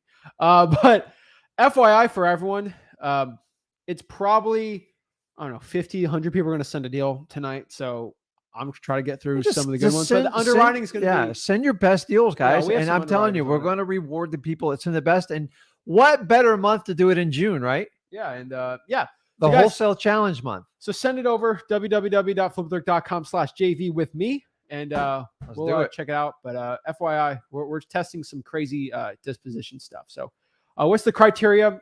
Honestly, if it's more than a pulse. Yeah. If the county's got over 20, 30,000 people, probably decent enough. There's got to be skin in the game. I want the cash buyer to make money. Like I have a relationship with these guys. When I sell a deal to someone, like I want them to make 30, 40K on the deal. Like, yeah, you got to have money in it. True wholesaling passes it down, and you're trading the convenience and the speed of the tracks. I'm talking about the wholesaler, not your seller. I'm telling you what wholesaling is. And the people who always want retail at the end, guys, it's just not wholesaling. And just be honest about it. It's not going to fit our model. No, and things are changing, FYI, just for They're changing rapidly. So when I'm looking to do 100 deals a month, I want to feed some of these big players like 20 deals a month. I want them to be successful because then it's easier for us to sell these deals really quick. Yeah. So we can help you out and you build that connection with that buyer that we have too. Steal our buyers. We're here to help. So, and most good wholesale deals have a timeline on them. So if you got to move a property in 3 to 4 weeks, you've got to move. You don't have time to like call everybody and get it done. And if you're brand new to it and you've got a highly motivated seller, it would be a good fit. Guys, it's not a requirement. I'm just telling you, it's an option for you. It gives you the Learn and Earn program. And as we grow, you can grow with us. And it's a great way to get into wholesaling. I love it. Listen, I JV'd my first 3 or 4 deals when I started in this business. So I even had the confidence to do my own. Unfortunately, they took a lot of money from me. I mean, a lot. Like I was in shock. So here it is, just really quick, then we can get into the questions. Sorry, we got to start helping people. But yeah, guys, so just FYI, we're opening it up.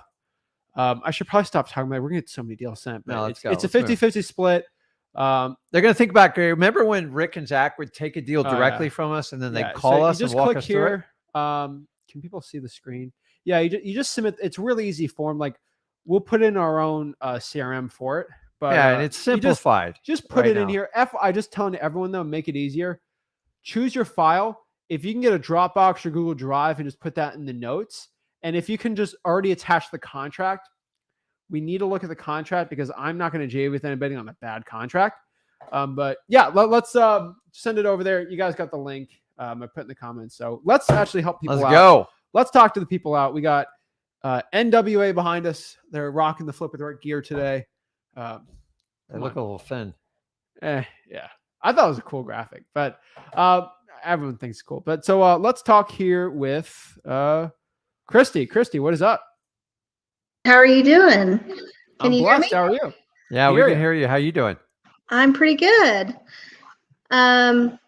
This is the first time I've been on live. I've always catch it later, so It's like Welcome. so surreal, isn't it? Oh, it's crazy.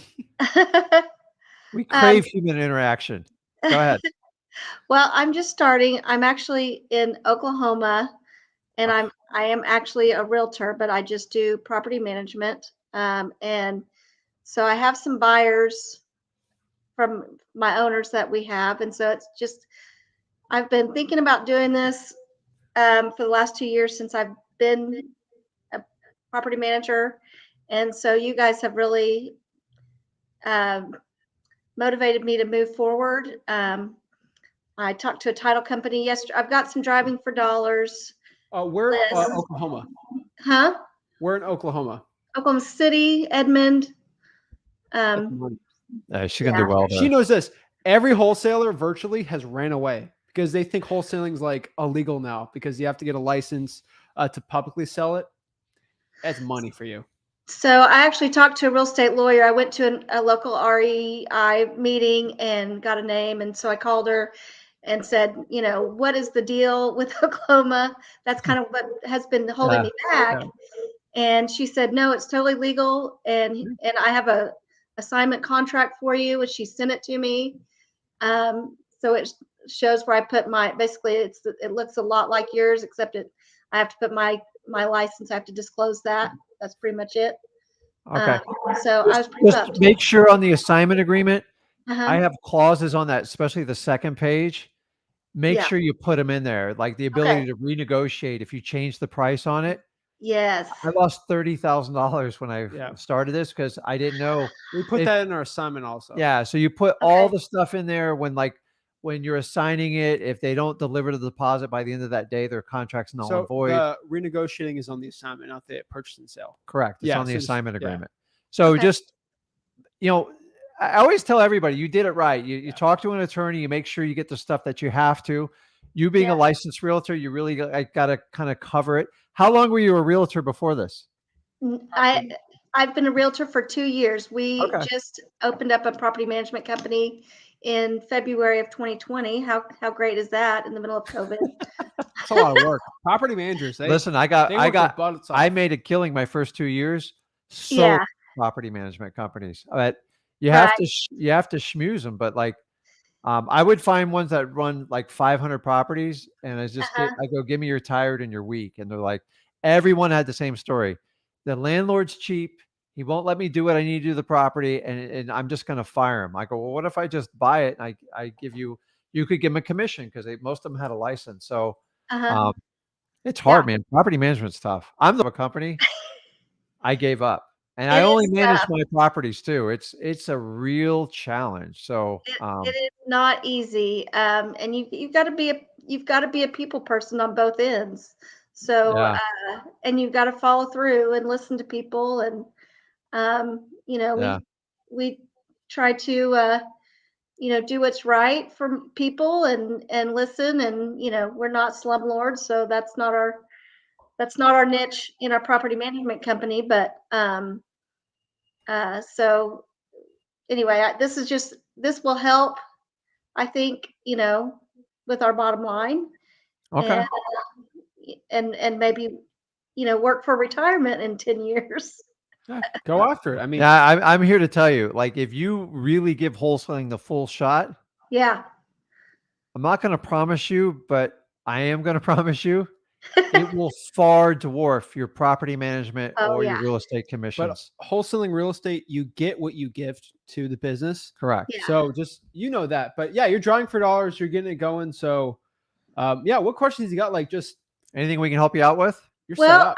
I do have one question. I talked to a title company yesterday, and one of the things she told me was that I said, well, when I bring you, if I get a contract signed before I have a buyer, I take it to the title company, and she's like, yeah, and then you have to pay up front all of our fees.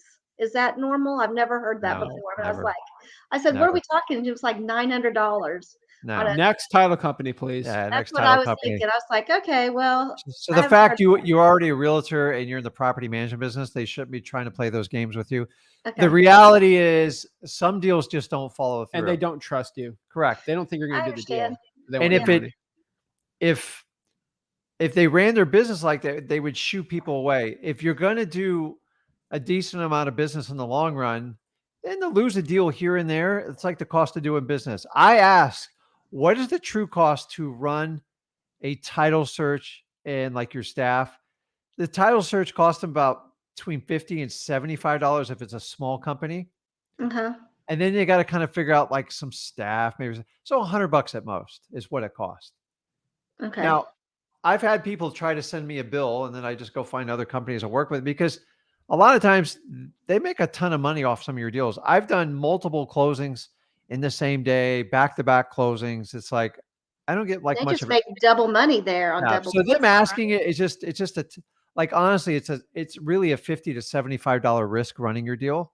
Okay. Now, I'll be honest, if you give them 5 deals and all 5 don't work out, I would probably kick you out too. Sure. Sure. And I then, haven't given them Christy, what you any. do I is the just, nice thing is I go, listen, if I owe you some money, but $900, that's insane. I agree. That's Okay. an Good. entire closing fee. Get another. Yeah, I find somebody else. They're not the Yeah, you have person the for you. RIA. It's pretty simple. Yeah. Yeah. I'm going to meet another title company in the morning, and I've got one on Friday too. So, Yeah, no, just Well, I'll do you a favor, Chris. Do you know any wholesalers in Oklahoma City? I not exactly. I Okay. mean, Well, go to Facebook groups and look for them, okay. and try to just ask them what title company they use. Okay. You ask 10, 8 of them are going to say no. 2 of them are going to say I use this one. Okay. Pretty well. yeah, Yeah. and that's it. I mean, it's not even realtors bat 100%. Like deals fall Well, through. and I need to honestly just ask a couple of my owners. I got one owner that has 26 properties, and I just need to, I mean, I need to ask him too, because he flips them and then rents them. So, what title company do you use? Yeah. So, yeah. Yeah, just fine. But like honestly, they're gonna fight you on that. Wait till you get to the fees and stuff. Oh my God. Okay. So it's you just want someone that's going to be transparent, tell you what deal is, and every title company I deal with across the United States, they understand deals just fall through. Now, if it was a Sure. multi-million-dollar deal, I kind of get it. They're expensive to run, but the single family house, that's unacceptable. Honestly, you're going to have so many fights with them. Just move on to the next one. That's Okay. terrible. $900. That's what I thought too. I thought, Your instinct was hey, right. it's good to talk to you, but Oh yeah, Yeah, yeah. that's it. crazy. That's it. I'm gonna make some phone calls tonight and get some deals so I You can got send it. You're in so a I can great send them area to for you. it. Yeah, I want to hear back from you down the road and you go, listen, this wholesaling thing is kind of taken over everything else I've done. I'm like, That's my because I goal. had a property management company and wholesaling it was like, it wasn't even a decision. It's like, this makes so much money and this one's a pain in my butt. And that's how we Right. did it. But Yeah. the reason you do wholesaling is to design the life that you truly want. And Yeah. whatever makes you happy doing it, go for it. Do Yeah. it, Christy. That's how you want to live. That's why you're getting Yeah, into you're this. right. So, okay. Thank you You guys got for it. everything. Really Of appreciate course. it. Thank you. Awesome. Keep it up. Thanks. Bye. I'm telling you, the more you put into this business, the more you're going to get out of it. And if you want to run a $50,000 a month business, a $10,000, you have to put the effort into it. Until you start scaling up, you got to put the effort into it, and that'll give you the results. So next year we got Diane. Hello. Hey, Hi, how's it Diane, how you going? doing? How can we help you out today? I am doing great. Well, number one, I want to say accountable. I I initially started with you guys with the 90-day challenge. However, I saw the 30-day, and I think I mentioned that would be sweeter. I'm kind of, I got a lot of stuff going on, and I'm trying to figure it out. Because I work the full-time job and the part-time job, I've got what is PropStream? Is that how you say it? Yeah. So I'm getting the pre Yeah. probate because again, I went down to the courthouse. I did do that as I spoke to you guys the other day, whenever. But Okay. because I'm working the two jobs and got something else going on as well, I did that. Now I just haven't. And I'm going to be doing the texting. I got another system where I can do texting, like 200 a day. I just haven't gotten it. It's like I got all this stuff together. I feel like that analysis of paralysis kind of thing going on with me. I've got this, but it Oh, seems like I'm not doing take anything. action. Yeah, no. But like now, What I'm like, what's making what's your reservation? Like deep down, what is your fear? hmm, wow, that's pretty deep, Rick. I don't, It's that true I though. Like don't know. there's always something like there's like so just break down like I'll give you analysis. I hate going to the dentist, Mm-hmm. but I had to learn even as an adult, if you don't deal with like the pain of getting a tooth fixed, it's going to get worse to the point you can't eat and can't talk. And that's sometimes how I look life in general. Like sometimes the best way to deal with a fear is just hit it head on because the anxiety up to Yeah. the fear is the Yeah. worst experience. So I remember, a lot of times we have like childhood things that we didn't have control over that bleeds over into adulthood. And sometimes you can reverse engineer it. So a lot of times I find people like we can analyze till we turn blue. It's human nature. We want everything to be perfect. The Yeah. reality is, let me ask you, do you have any kids? I'm the one. I'm that 68-year-old one. I'm the one with the Yeah, 4 she has. kids and 11 Yeah, yeah, grandkids. I'm Diane, yeah, Zach. yeah. So you think you were ready when you had kids and grandkids? Especially kids. No, not Is it really. I mean, yeah, so you did it. You made it work. yeah, you're right. And how's it worked out for you? Well, they're all grown. There you I don't I go. think don't I'm know. a, So I don't know what yeah. kind of point you're trying to make. I'm trying to tell you is you're never going to be 100% You ready. never I right, think right. the analysis is the reality of it. I'm just going to tell you the truth. It's a procrastination tool. I'm one of the Yeah. best at it because I learned it Yes. early. Yes. Is you just have to attack. I And have to once you check. start attacking, it's going to feel awkward, uncomfortable. What do I mean by attacking? Sending out those text messages, making those phone calls, talking to people. You're going to get rejected. It's just, but once you figure it out, you go, man, this isn't as painful as Rick and Zach told me it's going to be.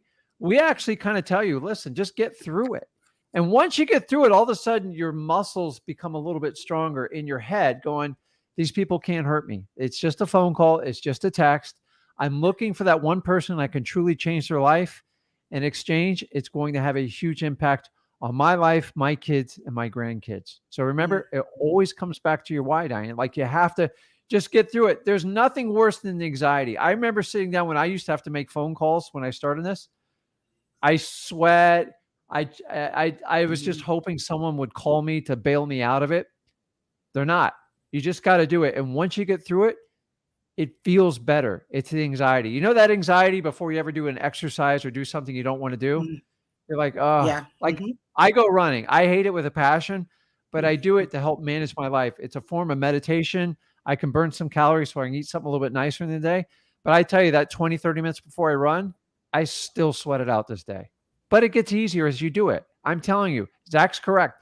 You just got to take the action and you got to be a little bit robotic in the beginning about it and just force Mhm. yourself to do it. Once you do it 2 or 3 times, Uh-huh. you're going to push it a little bit further. The I, problem I is you're not used to doing it and it's uncomfortable and I get it. yeah. And you're right. And don't, here's the thing, I'm a type of person I put too much on my plate. Like I said, I have the full-time job, I have the part-time job. Uh-huh. And there's something else that came, another opportunity came within what I'm doing. And I'm working on that. It's like I take too much on. It's like I'm blessed with a lot of gifts, but I take too much on, and then at the same time, I'm like, can I really do this? I've done it for and with someone else, should I say? But I've never went all the way by myself, like with the attorney and all these Diane. talking to. Yeah, yeah. You got two things you got to deal with here: the pain of discipline or the pain of regret. If you're not disciplined on your marketing, you're going to regret it. Right. And you got to make that choice for yourself. Until you're so sick of where you're at right now, you're not going to change. And honestly, like, that's the decision you got to make. What are you willing to deal with? You got to make that decision. Like, we can't make that decision for you. And it's the truth, Diane. Like, you haven't paid me a dime. I'm not going to sugarcoat this for you. I'm just going to give you the truth. Just like you were my son or my daughter. I'm just telling you, there's certain things you just got to do in life. They're not exactly fun, but that's the difference of what a wholesaler will do and what the average person won't do. Diane, I know you're not average, right? No, I'm not. Okay, so show me. Do it. Just do it. You're gonna have to prioritize some things in your life. I can't solve all that for you. Right. But find out what brings you joy or what's going to potentially bring you joy that's healthy and good for your family. And make decisions going forward with that. And you'll have to prioritize as you go. But you don't have to prioritize other than doing your marketing for wholesaling. If it's a priority for you, you're going to do it. If not, you're constantly going to evaluate and make that decision for yourself. I've told everyone, we celebrate great athletes, great entrepreneurs, everything. We don't celebrate them because they've done average stuff. We celebrate them because they've done extraordinary things. So if you want to become extraordinary, you're going to have to do extraordinary things. Do what nobody else wants to do, Diane. I'm not going to sugarcoat this. If you constantly make excuses, you're never going to be where you're at in life. You just got to put your head down and go after it. Look at your schedule, make a schedule of your entire day and see which ones you can dedicate to your marketing and do it. Right? There's nothing else. We can debate this for hours. Right. You just got to take the action. Okay. No, you guys are right. You know, it's right. You're right. So I know what to do. Again, I'm just being accountable. That's another thing. In the 90 days, you were saying, just call, be accountable. If you don't have We're doing the 30 day, not the 90 day, Diane. Huh? She started the 90 day. We do whatever when you want. Yeah. We're just trying to go to the fastest success. Well, it's a 90-day thing. It tells you what to do. It's all done for you. So what Zach's saying, there's no ifs, ands, or buts around it. Just follow the program. Follow the program. And don't change it. If that week says do 100 drawing for dollars leads, do 100. If it tells you to do 100 code violations, do 100. Follow. There's no debating. If you debate it, it's not a program. Not for debating. You can switch this. Do it. Okay. No, again, you guys, I appreciate that. One other question, totally off the question, off the away a little bit. Zach, on that song, is that you? No. Oh, okay. Because it looks like I wish. If I was that smart, if I was that talented, I don't think I'd be wholesaling. Okay, you guys. I wish. Okay, I'm doing it. I'm on it. That's all I have to say. And I'm going to be a guest. I'm telling you this. Everybody can hear me. I will be a guest. You guys are going to be seeing me. How about that? Okay. That's a fact. Go get it, Diane. Okay? Thank you so much. Love it. Bye. It's like the woman power hour here. I know. I love it. You got Terrace. Oh my gosh, I'm on. I'm Anna, guys. I'm like super excited, but I told my husband to quit his job. He works construction nonstop. I have 4 questions that I need help with. Okay, shoot. First question. I found out there's a title company here in my area, but it's like a 40-minute drive. Should I find something closer or should I go with that company? Say that again. What area? I'm in Sacramento, California. Oh, there's plenty. There's so many wholesalers in Sacramento. Just go to Real Estate Investing Group and just ask which one they use. 40 minutes is too far. Yeah, for Sacramento now. There's so many. Unless they're doing something unbelievable for you. Yeah. But no. Do you think it's a good area, like the Sacramento area for wholesaling? Is that where you live? Yes. I'd probably stick to it. Yeah. Okay. Okay. It's not my favorite, but if you're local, I would do it. Yeah, because we did driving for dollars, and I was like, oh my god. So it's not bad. People doing deals in Sacramento. So probates are really good there. I know a couple guys doing really good.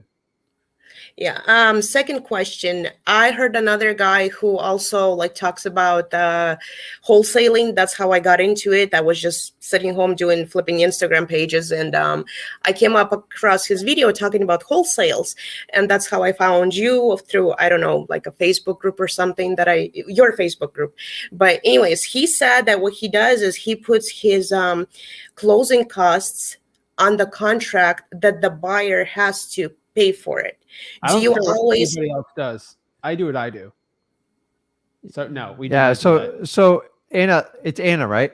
Yes. Oh, yeah, You're gonna have to make a decision to like.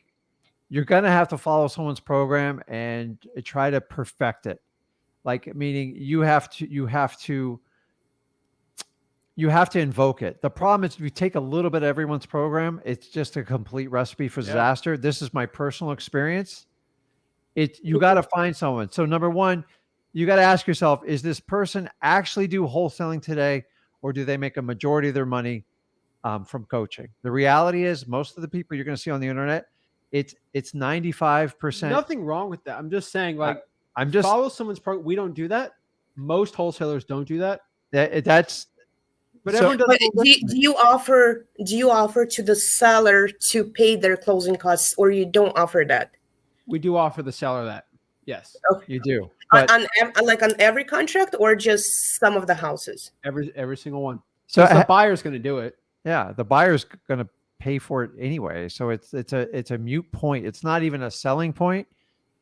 Remember, are you buying the property, Anna? Like in the end? No.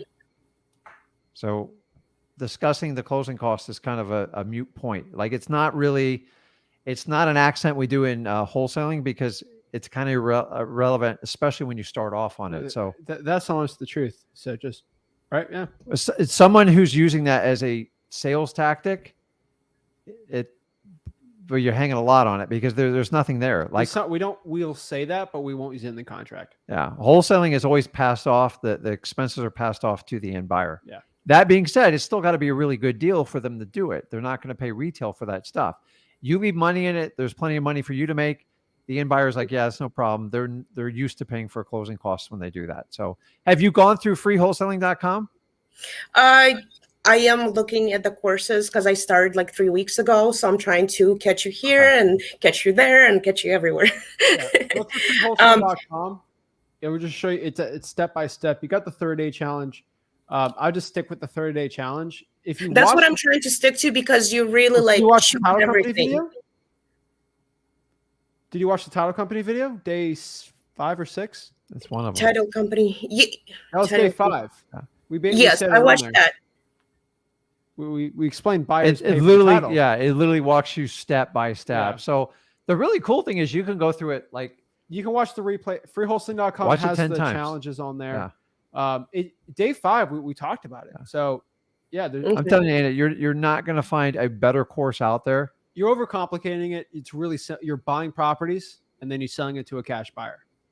I think you're complicating it, and I that's it. You know, nothing wrong with it. Yeah, you're just complicating it. You're trying to find different ways to like reinvent the wheel here. I'm just telling you, like, do what works. The idea is to put money in your bank account to solidify your belief in wholesaling, and then as you make money, if you want to kind of go off course, you can. But that's when a lot of people get in trouble. It's like, all right, Anna, have you ever made a peanut butter jelly sandwich? Oh, I do love those. Yeah. So you tell me, here's the problem. You're like, what bread do I need? What type of peanut butter? What jelly? It's like you're just going into like. I'm just how many freaking out because calories- my husband's quitting his job to do this. Like, I mean, we have Airbnb business that we do. I never told you I your husband to quit sublease his the job. properties, but Anna, why is he quitting his We job? never told you to do that. because I Who told told- him to. Why did you tell him? Where'd you get that Because I information want from? to because I'm kind of a person who takes risks and I want to go with it like totally like Okay. into it. You know what I Well, mean? Like we do have Airbnb business that sort of covers our monthly expenses, so it's not like we're losing financially completely. You know what I mean? Yeah. It's just I want him to quit the construction job so he has more time to do like driving for dollars and all that. But Anna, all right. So he's your husband, right? Yeah, You like spending time with him, right? yeah, we do everything together. So would you tell him to quit his job to spend more time with you? No, right? Yeah. Like you like No, but like then no one's going to pay the bills. So the Yeah. question is like, you like spending time with him, but like obviously it's not going to be good if he quits his job for that. So you got to like, it's like when you go to a store, are you going 150 miles an hour? No, right? Like, you get there faster, but there's too much risk. Did he already quit his job? No, his 20th is his last day. But again, I'm trying to explain to you, we run Airbnb business. So it's not like he's quitting his job where we're like, don't have any income. You know what I mean? Yeah. What's his opinion on wholesaling? I've heard yours. I know you're in. Actually, he knew about it a long time ago, and I almost killed him when he told me that he knew all about it. I'm like, why didn't you tell me earlier? Well, He's gotta go into it. yeah, he's got to share the same excitement level as you do, though. Like you can't, guys. I'm here to tell you, man. I've been married a long time, 25 plus years. You can't just drag your significant other into it. They've got to be as excited, if not more than you, because there's nothing worse than dragging someone if they don't want to do it. So But just see, make sure like he you have the buy-in. wants to do it in. We are divided in our family in a way. He's more like a computer guy, and he has no English language. He only speaks Ukrainian, basically. And I have my English language. I came here to United States when I was 11. So basically, like, we want to combine our things together, you know, where he does the computer stuff and I do all the calling, text messages, and scheduling the appointments and all that. Okay. It doesn't take English proficiency to pull lists, find ugly houses. No, it doesn't. But that's fine, you know. don't complicate it. Like, Yeah. do the stuff we're telling you to do because it works. If you're gonna try to take pieces out here and there, it'll be brutal. So like, this I'm is just a great gonna be video honest for you. Yeah. I showed you how to do government lists, right? You're already drawing for dollars. You're on the right path. I think you're good to go. You know, I don't think there's any issue. I just got to go. You know, that's it. Can I ask one more question? That was my husband's more question. questions. All right. When he does batch leads, what he told me is that he cannot text a lot of messages because they're asking for his LLC EIN number. Yes. So basically, for us to do like a lot of text messages sending, we need our LLC. To a point, it's with the new 10 deals. I don't want to get like act. He's a computer guy. He'll understand it. I did a video on it. If you message me, I'll send you the video. Explain it. Basically, the carriers are going after batch and everyone and saying, unless you're registered as an LLC, we're not going to send it in the right way. You have two options. You can do a toll-free number, or you can basically not do it or use your EIN. Just be careful. There's some services that go around that. Message me and I'll go help you out with it. Where would I message you? Facebook. Okay, we'll do that. Perfect. All right, awesome. Thank you so much. Did she say she had 4 questions? Yeah, that was all 4. Okay. All right, beautiful. Take action. Oh, You no, Oh. you are right. All right. When Rick was going over the contract, I think he missed number 8. I know it's probably really stupid, but I just want to double check because English is my second language. Number 8 on the contract, it says this contract is assignable by the buyer. So basically, is that just stating that, letting the owner know that I'm going to assign this contract to somebody else? You can. See, that's the thing about it. It gives you permission. You can. It just, it gives you permission. Yeah. So it's not saying you are. Somewhere in the contract, you have to have permission to make it assignable. I've seen sometimes people say this contract's assignable. That's good enough to suffice. Okay. So it has to be on there for you to give that to a title company to assign it. So that's why we kind of put it in there like that. It doesn't mean you're going to assign it. It means you have the right to assign it. Make sense? Yeah. Okay. Thank you so much, guys. I No appreciate problem, all Anna. of your time and all of your Okay. help. Beautiful. Good luck with Thanks. everything. We'll talk to you soon. Thanks. Okay. Bye. Guys, pump the likes up on this video. If you're getting value from this, pump the likes up. Come on. How many likes we got? Let's see. Yeah, we're going to need to pump some of these likes up. Oh, yeah. Okay. All right. Who do we got on deck? Who we got in debt? Is this the same Brooklyn that commented? Yes. Okay. Do virtual on the arrest records. So I am actually in the Charleston market. Okay. Who's CJ. I was talking to CJ from Charleston. He's quite a he's few. right next to me actually. What? What? He's working on His girlfriend. Okay. Makes sense now. So Awesome. he's working on finding out another kind of list that we might be able to use, but it's still in the works. Okay. So I had a question about, we've been cold calling since like 2:30. So I was asking him, he wasn't sure. Should we say hello, is this the name? Because I feel Is she freeze? more likely to ask more questions rather than being like, hey, is this the owner of blah blah blah? Because I feel like when you ask them that, they're going to think it's like a bill collector or something and just hang up. Because I've ran into that issue a lot. But that does invoke curiosity too. So True. yeah, you say, hey, is this John? Sure, I this was- is John. Yeah, because And I then was saying you gotta like, ask.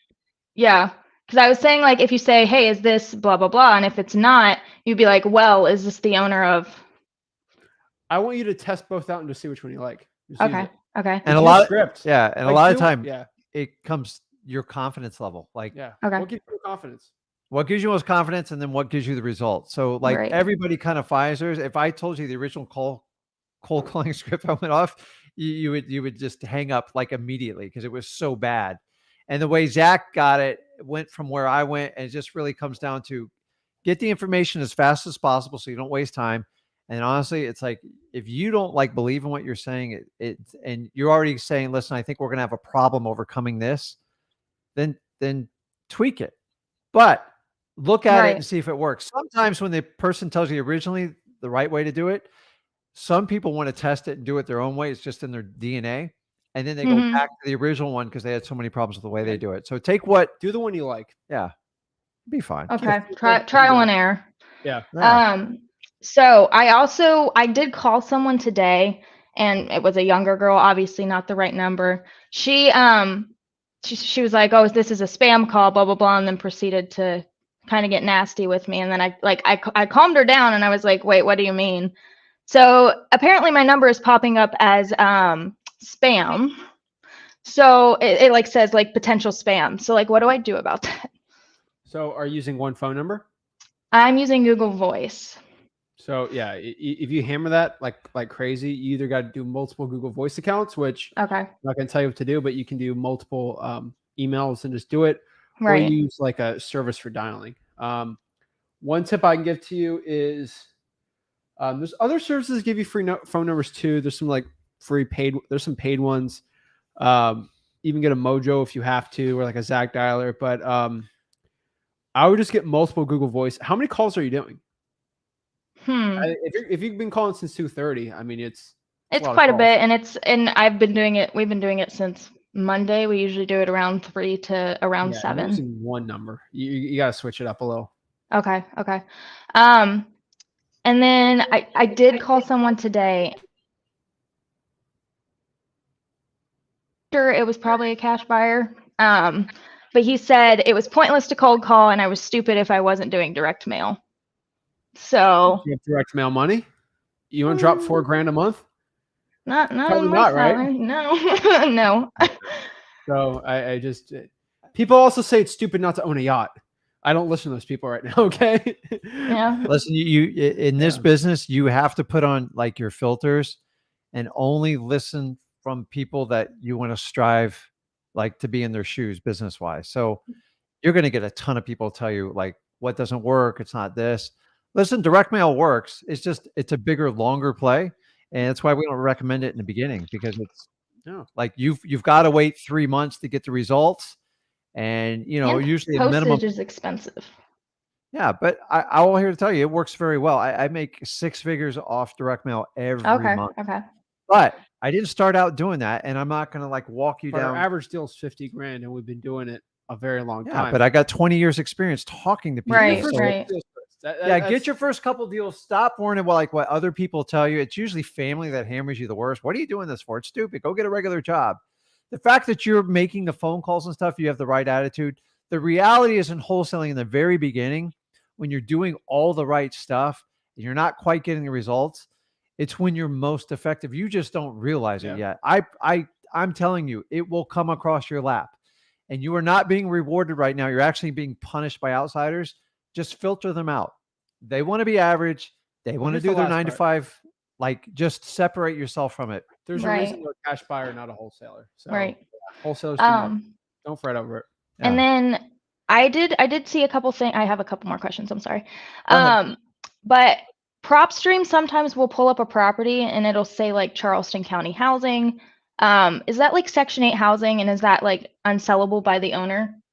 Is it the owner? That's Charleston County housing. It all it says is literally like Charleston County housing.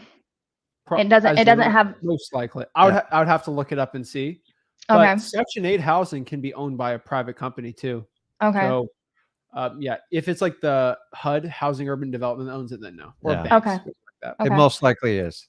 Okay. And then this was a question about the list.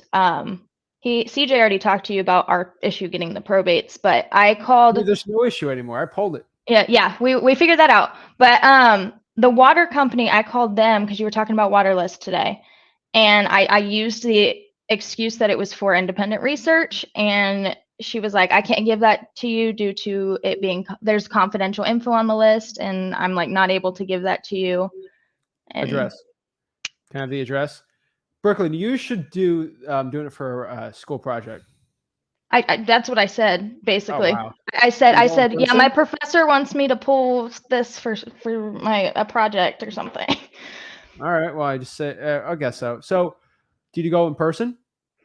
No, it was a phone call. I was You gotta go in person. I and was you gotta at keep work. speaking to the Like, going manager. remember, you're only looking for really the address. Yeah, you're and the just name. talking to the receptionist, and they think they know everything, and they want some. You can get control away in with their life. just the address because you can look up the Yeah. information yourself Just get the address. and just say, Right. listen, if you got social security numbers and phone numbers, you can redact it. Like, it's no big deal. This- Just put a black Right. marker on Private it. tax banks. You gotta go.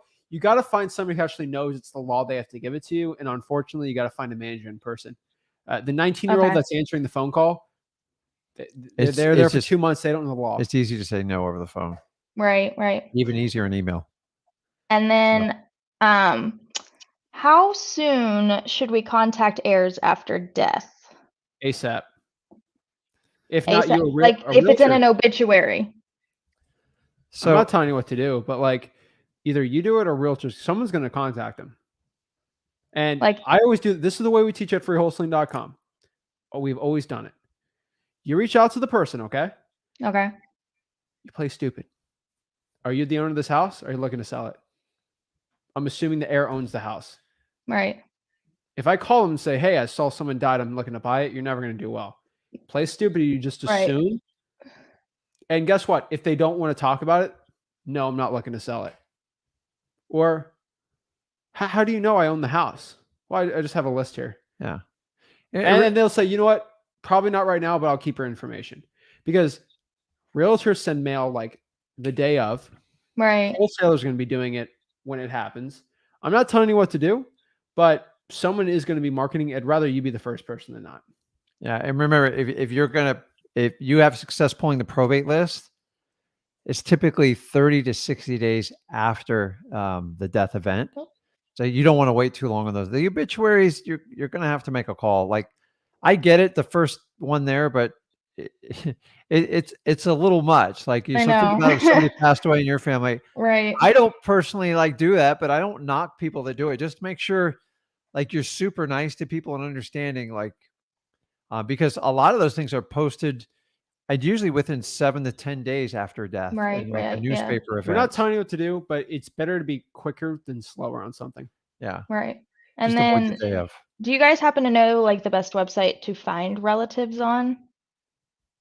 TruePeopleSearch.com and White Pages is probably the best one Okay, outside of yeah. like paying for a list. Yeah. Yeah. We've been using True People Search, but I mean, obviously it's not going to be 100% accurate. So Yeah, I mean, if you can get the probate records and like get them the day they come out, it's pretty strong. The obituary, you're going to have to like test it, and like you're going to have to figure out when they're printing it, when the person died. Just like some obituaries I've seen are months behind. Some are like the next day. I don't know how they get the information. I believe it's the family that initiates a obituary, but right. and And then it's better to pull the probates on the website you showed us rather than like the classifieds where you see the people No, that they. that's straight from the court. That's the Okay. best one. yeah. Okay. No wholesale in your market's doing that usually. Yeah, we've seen quite a few "We buy houses for cash" signs around the area, so we're trying to beat some people to it. Charleston's big. It Yeah. We'll is. see. It's old. It's cool, but like, yeah. Okay. Well, I think that's all the questions I have for you guys. Thank you. All right. Tell CJ I Awesome. said hi. Zach said hi. He said, "What's up?" All right. Have a good one, guys. Keep marketing. Bye. Bye. All right. Last one is Nicole. Nicole's been waiting patiently. We're going in. You see those eyes open up there? Oh, yeah, Wow. we're going in order. That's so- awesome. We should have like a video feed of like Oh when they my come on. gosh, It's so yeah. fun. You muted. You caught There me she off is. guard. There you go. At least she Yeah. didn't have like a mouthful of food or something. Oh, that'd be bad. Some people are eating cereal sometimes. I Hi. love that people leave their cameers on while we're waiting because we just get to see everything. They're It's so much staring at fun. us. It's great. What's up, Nicole? How can we help you out? So, I was watching a video or like a live you did the other day talking to somebody, and you're like that's a no-no. And I think I did that with the probates. I called the county court clerks or whatever and asking for the probates list or how I would go about getting it. And they're like, what do you want? Like the lady's like, what do you want it for? And then I kind of like froze and was like, I'm a wholesaler, da, da, da, da, da. And I want it for like that. And then she's like, well, we can't do it unless you're like an attorney. We can't do it, like send it to you through email or whatever. And we can't do it through over the phone. Like we can't send it to you that way. And I was like, okay. So I went in person, and because I was told that they have a special computer in the court, like you could go on and get the list that way. And so I went there, did it, tried to get the list. And they're like, no, you have to have the actual names and case numbers. And I'm like, well, I don't know how to do that. I need to actually, I just want to get the list. What area? I live in Washington, Longview, or Cowlitz County. What county? Cowlitz County in Washington. How do I spell that? So the city is Longview, Washington, but the county is Cowlitz County. Right. So have you looked at the dockets?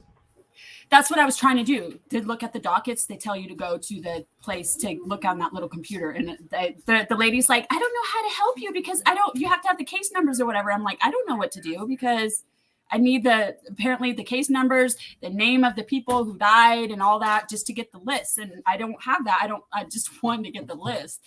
So I'm like, so she's like, I don't know how to help you. I'm so sorry. And I'm like, okay, I guess I'll just try to figure it out and dig deeper and just come back. Yeah, sometimes. But when I went to the courthouse, though, I didn't say like on the phone like I did. I didn't say I was a wholesaler. So I just said I wanted the probates list, the public records probate list. And I'm just having a really hard time. So the fastest way to do this is you need to talk to probably the clerk of the court or the higher up or the city attorney. Okay, and yeah, that's kind of what I figured. You just got to go up the chain of command because that lady thinks it's illegal. She doesn't know what she's talking about. And then she looked really young. She's just doing her job. She's told doing her job, she's guarding the gate. Yeah. So, and it didn't seem like she knew what she was doing. So whenever I mess up, it'll be Zach that messed up, and then I'll just send him in to get it if I messed up. So if they know Nicole is the wholesaler, your last name is Bailey. So just say, hey, my name is Bailey. And I was thinking about using like my middle name. My middle name's like Leanne. Yeah, so. No one's gonna remember you. You're gonna have to keep going up the chain of command. I would have to go in person one more time and say, well, do you have a manager or something? Okay. Go full on grocery mom, kind of speak to your manager, and then you just got to keep going up. And kind of be a Karen a little bit. Yeah, that's the thing. We got a lot of great Karens watching us, so I'm not going to be mean to their names. But no, city attorneys and then someone higher up, eventually you're going to get it. But remember, these are public records you pay for with your hard-earned tax dollars. Yeah. And I love when they guard them. Like, what do you think I'm going to do? Like, but keep in mind, she probably gets a lot of wholesalers calling her. And their boss goes, it's not crazy. Man. Yeah. If a wholesaler calls you, tell them to do this. Or if a realtor calls you, just like shoo them away. And they're all saying like, once you tell them to go away at least twice, they'll never bother you again. So I did the phone call part before I saw the video where he goes, I am a private citizen. Da, da, da, da. I'm like, son of a, I should have watched this video before. But you know what? You're aggressive, so it's good. So you just learn as you go through it. Like, you want to know how I learned how to get probates? I went down to the court for like 2 hours and just brown nosed everybody I could. Let me help you out here. Okay, so do you see the private chat on here? Yes. All right, so I'm going to share my screen. This is the public docket. So just in your face to the county clerk or the court lady who tells You you. know, you can do this. People think I'm crazy. All right. Hold on. So here is the county clerk of the court. Okay. These are the daily dockets for Colowitz County, I think. So basically, you got to go through all these. These are attorneys and dockets. I got to figure, like, I'm figuring this out, but like, I don't know. We got, public defender. We got no attorney here. I'm just going to click this. Okay. This is a criminal trespassing. So like, I got to go through it, but like, this is the docket. So it'd be annoying to go through each one, but like, this is good for public lists too. So like, I'm going through here. I want to go, I see a public defender. This person, these are, I think, drug ones, but like, I don't know. Ooh. Some of the civil ones I just got to see, but like, and this is the district court right here. So just FYI, like, Okay. it's there. You can do some investigative work and try to figure it out, but your clerk of courts, they're going to have a probate department. Somebody has to organize this information. Yeah. The reality is they're trying to keep you away from it because it's easier to say no to most people that ask for it because it's just then they don't have to do any work or like do anything to make sure you're compliant or anything like that. So it's easier just to turn everyone away. They do this to me all the time in code of violations, and I have to remind them that, I pay who taxes. pays your tax, but you got to kill them with kindness. You can't. Yeah. They are regular people, and 9 times out of 10, they're just doing what their boss told them to do. So it's not like really their fault. So if you try to help them out until you hit an absolute roadblock, just say, listen, is there someone I can talk to above to you? Like maybe we can get some help with it. I know you're doing your job. Just keep going up the chain of command. You'll get it. Yeah. Persistence beats resistance. This is chronic on all these lists, and you'll learn it as you go. And you just can't take no for an answer. Like that's I said, the bottom line. When they say no, that's a good sign. Yeah. Okay. Go after it. So a couple more questions real quick. So also I made buddy friends with the city clerk, not the person at the courthouse, but a totally different building. So the city clerk is in my town is inside the like where you go to get the water shut off. So she sent me a list of 100 things, but a lot of them says like, I don't understand what like it will say the case number and it says shopping cart, fire damage, stuff like that. Building, like, and I don't know, like, or like, have them explain it to you. Ask. Just ask them. Hey, can you help me I make just sense didn't know of like this? what to like. Do I call every thing on the list? Because a lot of them like shopping cart. What the heck? Like when he has to go get something at Home Depot and he spends 30 minutes in there, I'm like, just ask somebody. Me? Yeah. No. I'll spend an hour. Yeah, like you'll I'm spend not an hour. asking. It's a man Ask. thing. Just ask. Like, It's like it's so easy just to ask. I'm sometimes. telling you, they will explain it to you if you're nice. And so look at your list and see, okay, this is problematic. Try to find a pattern, and then you have to guide the question. If you just have to go, tell me how to sort this list, they're not going to help you. Go, did listen. you see how you didn't want to ask help? Other wholesalers in that list are not going to ask for it. You'll be the one person that gets the help. Yeah. I'm telling you, it doesn't hurt to ask, and one person's going to unlock it for you. Yeah. Oh, C413 is a code violation. C206 is this. Yeah. It changes the game. Remember, they spent like 2 weeks training on all those codes and Yeah. everything. They know exactly what it is. You just have to befriend them to get it out of them. So sometimes you go, hey, listen, I see it says like fire damage. What does that exactly mean? And is that code simultaneous with that? Every time you see that, then you figure that out. And then you just keep figuring out each clue as you go along. Okay. And once you figure it out, then you can, that'll make your life so much easier. But try to use the people that created the system, been trained on it. Because it's like, if you get a new piece of software, it's like, I don't know you, but like I'm slow with like Microsoft products. Like I have to go through the tutorials and honestly go to YouTube to like learn how to do it. So, yep. Also, so I also made with one of the escrow officers at my local title company, which is what the heck is it? Fidelity National Title. So I made like buddy with her, and she's really sweet, and she's been very helpful with me. And I was like, well, I know some title companies do it, but if you can't, I understand. So just ignore the question if you can't. But I asked her if there's like, I could get a list of like stuff to get help. And she said they're like farm lists. And she was trying to give it to me for free, but it turns out I have to pay like $5 for a list or like each list or something like that. Is that worth it? Or should I do that? No. Or no? Not a farm list. Pull your own list. Farm list. Farm. Yeah. I mean, I don't know. I was just They trying get to. these lists from the title, like the Fidelity gets it from like their service. They use services to get like lists. Sometimes they get a pre-foreclosure. Get your own list. You're fine. Or Okay. test one out and see if it works. If not, just it's going to cost you a cup of coffee. Okay. So, and just to confirm, because technically I have a driver's license, but my car broke down. So I really can't drive anywhere. So I'm kind of doing 50-50 locally and virtually. So you said, right? Like I'm still watching videos in the wholesaling.com. So I haven't gotten really far, but you said like, I have to find a title company for wherever I'm searching at, correct? Or just use the one and have them use mine and Title company to every virtual market you do. You have to. okay. Yeah. Okay. And then I think I had one more question, but it totally went blank. So I don't know. Right. I think, oh yes, sorry. So when doing comps between Zillow and Redfin, like I'll look up an address, I'll get my list from PropStream because that's the only thing I'm paying for, but everything else I'm doing free. But when I find a place on PropStream, I'll look on like Redfin, and it doesn't seem like the numbers match up, or I'll say like nothing. It will say NA or whatever, non-applicable on PropStream, and I'll look on Redfin, and sometimes it'll say something, but sometimes not. And if I go on Redfin and it just says off market and it doesn't have any other info like numbers, does that Property mean appraiser and use that as the true information for it. okay? Okay, because I was kind of confused. I'm like, well, if it just says off market on Redfin, but not on PropStream, like, what does that mean? The right information is on the property appraiser. PropStream, Redfin pull information from an API. Basically, it's nerd talk. They try to pull everything at once, and there's special like algorithms.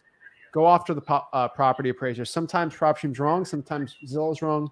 Sometimes Batch is wrong. They're not perfect. Use the property appraiser to confirm all the details. Okay. And so comp, like, I know I'm probably overthinking on comps, but when I try to comp on PropStream, what number, I feel stupid asking this, but you got to ask to learn. Yeah, ask. But, so when I'm comping, what number do I use? The average sale price, the estimated value, like the last sold price? Like what Go numbers to do I use? freeholstein.com. It is ARV minus repairs multiplied by 83% most of the time. Now, if your ARV is under 120, do 70%. If it's over 400 to 500,000, do 85%. Okay. So find the ARV, so the sold on the nicest houses. Find the average ARV per square foot. Multiply that by the square footage. Minus off the repairs and multiply that by 83%. And ARV, you mean like all the houses that sold around the same price if they're both like all three bedrooms? Not the same price. Okay. Because I was looking upward like that where it would say like last sold. Wholesaling.com. Just use that. You'll be fine. And remember, comps are a range. They are somewhat of a guesstimate. You'll never get it perfect. I know. I'm like overthinking it. If you don't spend, people go, oh, I'll spend 2 hours and I'll get it perfect. You won't. You just drive yourself nuts. Yeah, that's what I've been doing. Take action.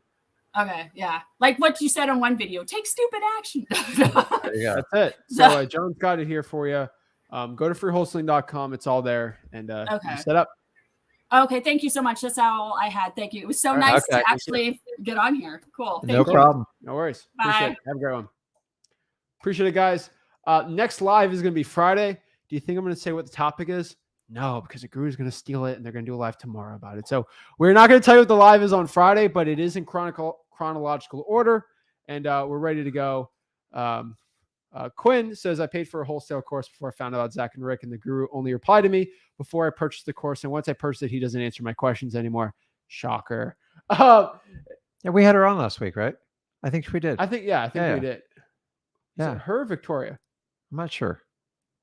I don't remember her being on, but all right. Okay, well, whatever. We'll help her out either way. And Angelo says wholesalers with attitude. I actually like that. I'm going to steal that. I think that's pretty cool.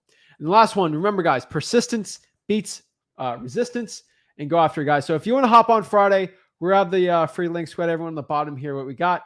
So we appreciate it, guys. We're doing a recorded video tomorrow and then a live video Friday. We're going to see you guys. All blessings. Thank you guys for the support. Smash that like button and subscribe. Go to freeholsteling.com, and we'll see you guys soon.